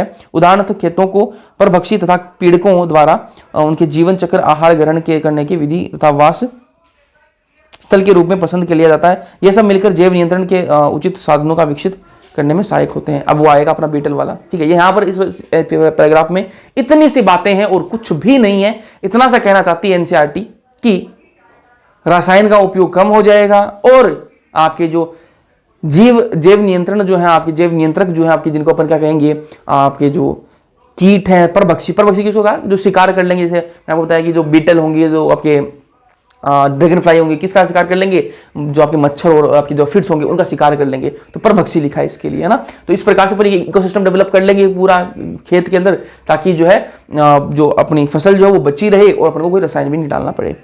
जाना पहचाना भृंग जिसको अपन बीटल कहते हैं, जिन पर लाल तथा काली धारियां पाई जाती हैं, तथा व्याध पतंग, ठीक है, जिसको अपन ड्रैगन फ्लाई कहते हैं, क्रमशः एफिड्स और मच्छरों को से छुटकारा पाने के लिए, दिलवाने के लिए अत्यंत ही लाभप्रद है, बता चुका हूं आपको। परंतु जहां तक सूक्ष्म जीवी जैव नियंत्रण कारकों का प्रश्न है, वहां बैक्टीरिया, बेसिलस थ्यूरिंजेनेसिस, बहुधा बीटी लिखा जाता है इसको, बीटी कहते हैं, शॉर्ट में बता दिया मैंने आपको, का प्रयोग बटरफ्लाई और कैटरपिलर का नियंत्रण करने में करते हैं। शुष्क बीजाणु, उसके बीजाणु आते हैं, पैकेट्स में आते हैं, ठीक है। शुष्क बीजाणु स्पोर्स एक सुगंधित थैली के रूप में उपलब्ध होते हैं मार्केट के अंदर, ठीक है, जिन्हें पानी में मिला दिया जाता है और इसका मिश्रण जो है वो छिड़क देता है पहले ना। को दोषपूर्ण पादपों जैसे सरसों समूह है, ब्रेसिका, तथा फल वृक्षों जिनकी पत्तियां कीट और लार्वा द्वारा खा ली जाती हैं, उन पर इनको छिड़क देंगे, उन पर छिड़काव कर देंगे। लार्वा की पाचन नली में, जो पाचन नली में गट में, ठीक है, टॉक्सिन निकलता है और ये लार्वा की मृत्यु हो जाती है, ठीक है। इसको अपन आगे बढ़ेंगे बायोटेक्नोलॉजी के अंदर। जीवाणुवीय रोग कैटरपिलर को मार देता है, परंतु अन्य कीटों को हानि नहीं पहुंचाता है। जो जीवाणुवीय रोग, जो रोग करने वाला है, जो आपका कैटरपिलर है, सिर्फ उसी को मारेगा और किसी जानवर को नहीं मारता है, ठीक है। लगभग पिछले दशक में आनुवंशिक अभियांत्रिकी की विधियों के विकास से वैज्ञानिक बेसिलस थ्यूरिंजेनेसिस टॉक्सिन जीन को पादपों में पहुंचा सके हैं। ऐसे पादप पीड़क द्वारा किए गए आक्रमण के प्रति प्रतिरोधी बीटी कोटन बना लिया गया है। इसके बारे में अपन आगे बात करेंगे। बीटी कोटन एक ऐसी वैरायटी है जिसमें क्या है, कीड़ा नहीं लगता, ये है ना। बीटी कोटन इसका एक उदाहरण है जिसे हमारे देश के अंदर कुछ राज्यों में उत्पन्न किया जाता है। इसके बारे में आपको अधिक पढ़ेंगे 10वें चैप्टर में, जो आपका बायोटेक्नोलॉजी वाला चैप्टर है, ठीक है। आप लोगों को इतने सारे मैसेज क्यों आ रहे हैं भाई। जैव वैज्ञानिक नियंत्रण के तहत कवक ट्राइकोडर्मा का उपयोग पादप रोगों के उपचार में किया जाता है। ट्राइकोडर्मा का मैंने बता दिया, पादप रोगों का उपचार में किया जाता है। ये फंजाई है ट्राइकोडर्मा। ट्राइकोडर्मा प्रजाति एक मुक्त जीवित कवक है, बता दिया मैंने आपको, जो मूल पारिस्थितिक तंत्र के सामान्य रूप से पाया जाता है। यह बहुत से पादप रोगजनकों के प्रभावशील जैव नियंत्रण कारक है, ठीक है। बक्यूलो वायरस की बात कर ली। बक्यूलो वायरस एक ऐसे रोगजनक है जो कीटों तथा संधिपादों आर्थ्रोपोड पर हमला करते हैं। अधिकांश बैक्यूलो वायरस जो जैव वैज्ञानिक नियंत्रण कारकों की तरह किए जाते हैं, वे न्यूक्लियो पॉलीहाइड्रोवायरस जीन्स के अंतर्गत आते हैं। न्यूक्लियो पॉलीहाइड्रोवायरस एक बड़ा ग्रुप है, इसके अंदर बैक्यूलो वायरस आता है। यह विषाणु प्रजाति विशेष सक्रिय स्पेक्ट्रम कीटनाशी उपचारों में उपयोग किया जाता है। इसको मैंने आपको बता दिया क्या है कि सक्रिय स्पेक्ट्रम कीटनाशी के रूप में किसको उपयोग किया जाता है, वायरस को, ठीक है। ऐसा प्रदर्शित किया जा चुका है कि इन पादपों स्तनधारियों, पक्षियों, मछलियों अथवा यहां तक कि लक्ष्य विहीन कीटों पर किसी भी प्रकार का हानिकारक प्रभाव नहीं पड़ता है। यह विशेषकर तभी वांछनीय है जब लाभप्रद कीटों का संरक्षण किया जाए, ताकि समाकलित पीड़क प्रबंधन कार्यक्रम सहायता हो सके अथवा संपूर्ण पारिस्थितिक सुग्राही क्षेत्र का उपचार हो। अब ये जो बैक्यूलो वायरस जो है, वायरसेस जो है, ये और किसी भी जानवर को, किसी भी आपकी स्तनधारी को, किसी भी प्राणी को नहीं मारते हैं, कोई नुकसान नहीं पहुंचाते। सिर्फ और सिर्फ किसको मारेंगे, जो इनका टारगेटेड होगा ना, जो इनका टारगेट होगा, सिर्फ उसी को नुकसान पहुंचाते हैं, उसके अलावा किसी को नुकसान नहीं पहुंचाते। इसलिए क्या कहते हैं, सक्रिय स्पेक्ट्रम कीटनाशी को कहा जाता है, क्योंकि ये सक्रिय स्पेक्ट्रम पर काम करते हैं कि हमारा जो टारगेट है सिर्फ हम उस पर काम करेंगे और किसी पर हम काम करने नहीं वाले हैं। और यहां पर देखो समाकलित पीड़क प्रबंधन कार्यक्रम में भी कौन यूज करता है, बैक्यूलो वायरस। दोनों में आपको वायरस का आंसर देना है। समाकलित पीड़क प्रबंधन कार्यक्रम में भी आपको वायरस आपको आंसर करना है, और उसके अलावा आपका जो सक्रिय स्पेक्ट्रम वाले जो कीटनाशक उनमें भी आपको वायरस का नाम लेना है, ठीक है। अब बात करेंगे अपन जैव उर्वरक की बात करेंगे, और ये अपना लास्ट टॉपिक है, ठीक है। आ जाओ, जैव उर्वरक, इसको क्या कहते हैं, बायो फर्टिलाइजर कहते हैं, ठीक है। सूक्ष्म जीव जो मिट्टी की गुणवत्ता को बढ़ा देते हैं, ऐसे सूक्ष्म जीव जो मिट्टी की गुणवत्ता को बढ़ा देते हैं, ठीक है। कैसे बढ़ाते हैं, ये नाइट्रोजन फिक्सेशन करके, नाइट्रोजन का स्थिरीकरण करके ये क्या करते हैं, जो मिट्टी है उसकी गुणवत्ता को बढ़ा देते हैं। जैविक खेती में ऑर्गेनिक फार्मिंग, जो उसमें बायो फर्टिलाइजर को ही यूज किया जाता है, उसमें केमिकल तो डालते ही नहीं, बायो फर्टिलाइजर यूज करते हैं। तो बायो फर्टिलाइजर में कौन कौन आ जाएंगे, बैक्टीरिया आ जाएंगे, साइनोबैक्टीरिया, फंजाई आ जाएंगे। बैक्टीरिया और साइनोबैक्टीरिया कैसे काम आते हैं, कैसे मिट्टी का जो है गुणवत्ता बढ़ाएंगे, ये नाइट्रोजन फिक्सेशन करते हैं। जो आपके बैक्टीरिया और साइनोबैक्टीरिया ये क्या करते हैं, नाइट्रोजन फिक्सेशन करते हैं। और फंजाई जो है ये क्या करती है, माइकोराइजा बनाती है। अभी आगे बात करेंगे इसके बारे में। पहले जो बैक्टीरिया जो है कुछ मुक्त जीवी होते हैं, फ्री लिविंग होते हैं, और कुछ सहजीवी होते हैं, सिम्बायोटिक होते हैं। मुक्त जीवी का आपको एग्जांपल याद रखने हैं, बेजरनिकिया और एजोडोबैक्टर और रोडोस्पाइरलम, ठीक है। और सहजीवी का एग्जांपल आपका फ्रेंकिया और राइजोबियम, ठीक है। अब यहां पर देखो, मुक्त जीवी का मतलब क्या है, मुक्त जीवी का मतलब सिंपल सा होता है कि ऐसे लोग जो बेचारे क्या हो, सिंगल हो, ठीक है। जो मुक्त जीवी होते हैं मतलब सिंगल है, ठीक है, किसी के साथ में नहीं रहना पसंद करते। तो ऐसे लोग कहां पाए जाएंगे, ऐसे लोग शाम कहां मिलेंगे आपको, बार में मिलेंगे, ठीक है। और बार क्या होता है आप सबको पता है, अमीरों का ठेका होता है, ठीक है। तो बी से बेजरनिकिया, ए से एजोटोबैक्टर और आर से रोडोस्पाइरलम। सहजीवी का एग्जांपल फ्रेंकिया और राइजोबियम, ठीक है। चलो फंजाई, अपने किसी बात कर ली, बैक्टीरिया की बात कर ली, इसमें बैक्टीरिया की बात तो कर ली, फंजाई की बात करते हैं। जो फंजाई। फंजाई क्या बनाती है? माइकोराइजा बनाती है। माइकोराइजा क्या है? ये एक रिलेशन है किसका? ऐसे समझो कि हस्बैंड वाइफ का रिलेशनशिप है। अब हस्बैंड वाइफ का रिलेशनशिप कैसे चलता है भाई? दोनों को कुछ ना कुछ देना होता है भाई, है ना। देखो रिलेशन कुछ गिव एंड टेक पे चलता है। अब मान लो हस्बैंड जो वो बाहर भाई कमाने जा रहा है और बेचारा घर का काम भी वही कर रहा है, या फिर ऐसे कर लो वाइफ कमाने जा रही है और घर का काम भी वही कर रही है और हस्बैंड बैठा बैठा मजे मार रहा है, सो रहा है, रील देख रहा है, ठीक है। या फिर ऐसे कर लो हस्बैंड कमाने जा रहा है, घर का काम भी आगे वही कर रहा है, खाना भी वही बना रहा है और कपड़े वही धो रहा है, और वाइफ जो है वो क्या कर रही है?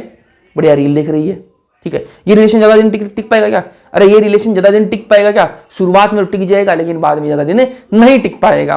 तो रिलेशन तभी टिकता है जब आपस में गिव एंड टेक हो, ठीक है, प्रॉपर एक सामंजस्य हो, ठीक है। तो यहां पर जो है फंजाई और प्लांट के बीच में रिलेशन बनता है, ठीक है। और इस रिलेशन में जो है फंजाई भी कुछ देती है और प्लांट भी कुछ देता है। अब आपको एक बात ध्यान में रखनी है, यहां से क्वेश्चन भी आया हुआ है कि माइकोराइजा जो है, माइकोराइजा वो तभी बनता है फंजाई और प्लांट के बीच में, तभी बनता है जब प्लांट कौन सा हो? ग्लोमस जीनस का प्लांट होगा ना। अरे ग्लोमस जीनस का प्लांट होगा, उसके साथ फंजाई मिलेगी, तब जाके माइकोराइजा बनता है। ये वाला बात ध्यान में रखना, ग्लोमस जीनस एग्जाम में आया हुआ है, ग्लोमस जीनस, ठीक है। फंजाई क्या प्रदान करती है? फोस्फोरस, रोग के प्रति प्रतिरोधकता, लवणता तथा सूखे के प्रति सहनशीलता, ये सारी चीजें प्रोवाइड करती है किसको? प्लांट को।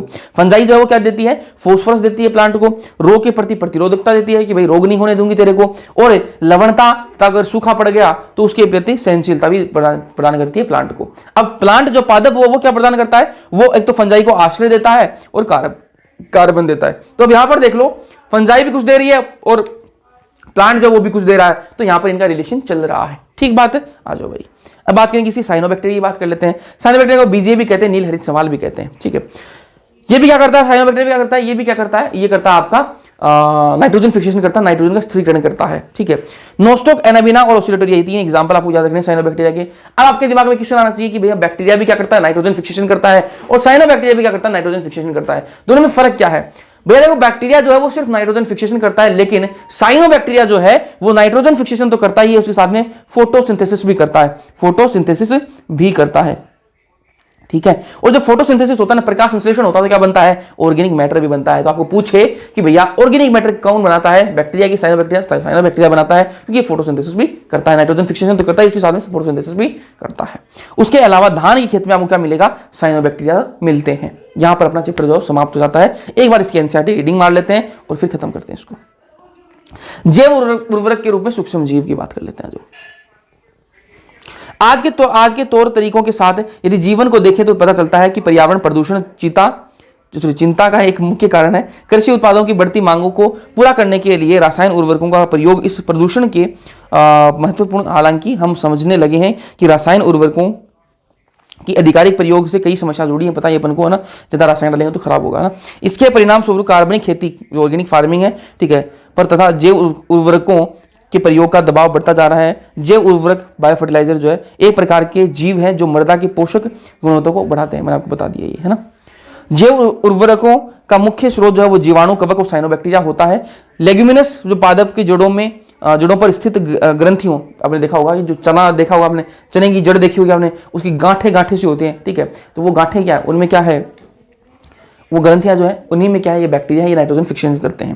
ग्रंथियों का निर्माण राइजोबियम के सहजीवी संबंध द्वारा होता है। यह जीवाणु वायुमंडलीय नाइट्रोजन को स्थिरीकृत करते हैं और कर कार्बनिक रूप में परिवर्तित कर देते हैं। नाइट्रोजन को कार्बनिक रूप में परिवर्तित करके प्लांट को प्रोवाइड करते हैं। पादप इसका प्रयोग पोषकों के रूप में करता है। अन्य जीवाणु उदाहरणतः अजोस्पाइरलम और अजोटोबैक्टर, अभी मैंने आपको बताया, मृदा में मुक्तावस्था में रहते हैं। यह भी एक वायुमंडलीय नाइट्रोजन को स्थिर कर सकते हैं। इस प्रकार मृदा में नाइट्रोजन अवयव बढ़ जाता है। तो मिट्टी है उसमें नाइट्रोजन बढ़ जाएगा और नाइट्रोजन जो फसल के लिए बढ़िया होता है। कवक पादपों के साथ सहजीवी संबंध माइकोराइजा, ठीक है, स्थापित करता है। ग्लोमस, बता दें मैंने, ग्लोमस जीनस के बहुत से सदस्य माइकोराइजा बनाते हैं, ठीक है। इस संयोजन में कवकीय सहजीवी मृदा से फोस्फोरस, जो कवकीय जो सहजीवी क्या देता है? फोस्फोरस देता है, ठीक है। फोस्फोरस का अवशोषण करेगा किसके लिए? प्लांट के लिए, ठीक है। ऐसे संबंधों में से युक्त पादप कई अन्य लाभ, जैसे मूल व तोड़, रोगजनक के प्रति प्रतिरोधकता, ठीक है, लवणता और या सूखे जो है उसके प्रति सहनशीलता, ठीक है, कुल वृद्धि तथा विकास प्रदर्शित करता है। आगे चलते हैं, साइनोबैक्टीरिया के बारे में बात करते हैं, ठीक है। प्लांट क्या देता है? कार्बन वगैरह देता है उसको, ठीक है, और आश्रय देता है। साइनोबैक्टीरिया यही बोल रहा है। क्या आप बता सकते हैं कि इस संयोजन में कवक को क्या लाभ प्राप्त होता है? तो कवक को क्या मिलता है? वो प्लांट क्या देता है? उसको आश्रय देता है, रहने की जगह देता है और कार्बन देता है। ठीक है। साइनोबैक्टीरिया स्वपोषित सूक्ष्मजीव जो जलीय तथा स्थलीय वायुमंडल में विस्तृत रूप से पाए जाते हैं। इनमें बहुत से वायुमंडलीय नाइट्रोजन को स्थिरीकृत करते हैं, नाइट्रोजन का फिक्सेशन करते हैं, जैसे एनाबिना नोस्टोसिडोलेरिया बता दिया मैंने आपको एग्जांपल। तो धान के खेत में साइनोबैक्टीरिया महत्वपूर्ण जैव उर्वरक की भूमिका निभाते हैं। धान के खेत में बता चुका हूं आपको, देखो यहाँ पर, ये देखो धान के खेत में नील हरी शैवाल मृदा में कार्बनिक पदार्थ बढ़ा देते हैं, जिससे उसकी उर्वरता बढ़ जाती है। कार्बनिक पदार्थ कैसे बढ़ाते हैं? ये देखो, नाइट्रोजन फिक्सेशन करते हैं, साथ में फोटोसिंथेसिस भी करते हैं, और फोटोसिंथेसिस करते हैं तो ऑर्गेनिक मैटर जो है वो भी बनता है। ऑर्गेनिक मैटर क्या होता है? कार्बनिक पदार्थ। ठीक बात है। चलो, हाल ही में हमारे देश में जैव उर्वरकों की एक बड़ी संख्या बड़े पैमाने में बाजार में उपलब्ध है। किसान अपने खेतों में लगातार उनका प्रयोग कर रहे हैं। इससे मृदा पोषक की भरपाई तथा रासायनिक उर्वरकों की आश्रित भी कम हो रही है। ठीक है, यहाँ पर अपना चैप्टर जो समाप्त हो जाता है। समझ में आया या नहीं आया कमेंट सेक्शन में कमेंट करके जरूर बताना। वीडियो पसंद आया लाइक कर देना, अपने दोस्तों के साथ में शेयर जरूर से करना। बाकी मिलते हैं अगले लेक्चर्स के अंदर, तब तक के लिए पढ़ते रहो।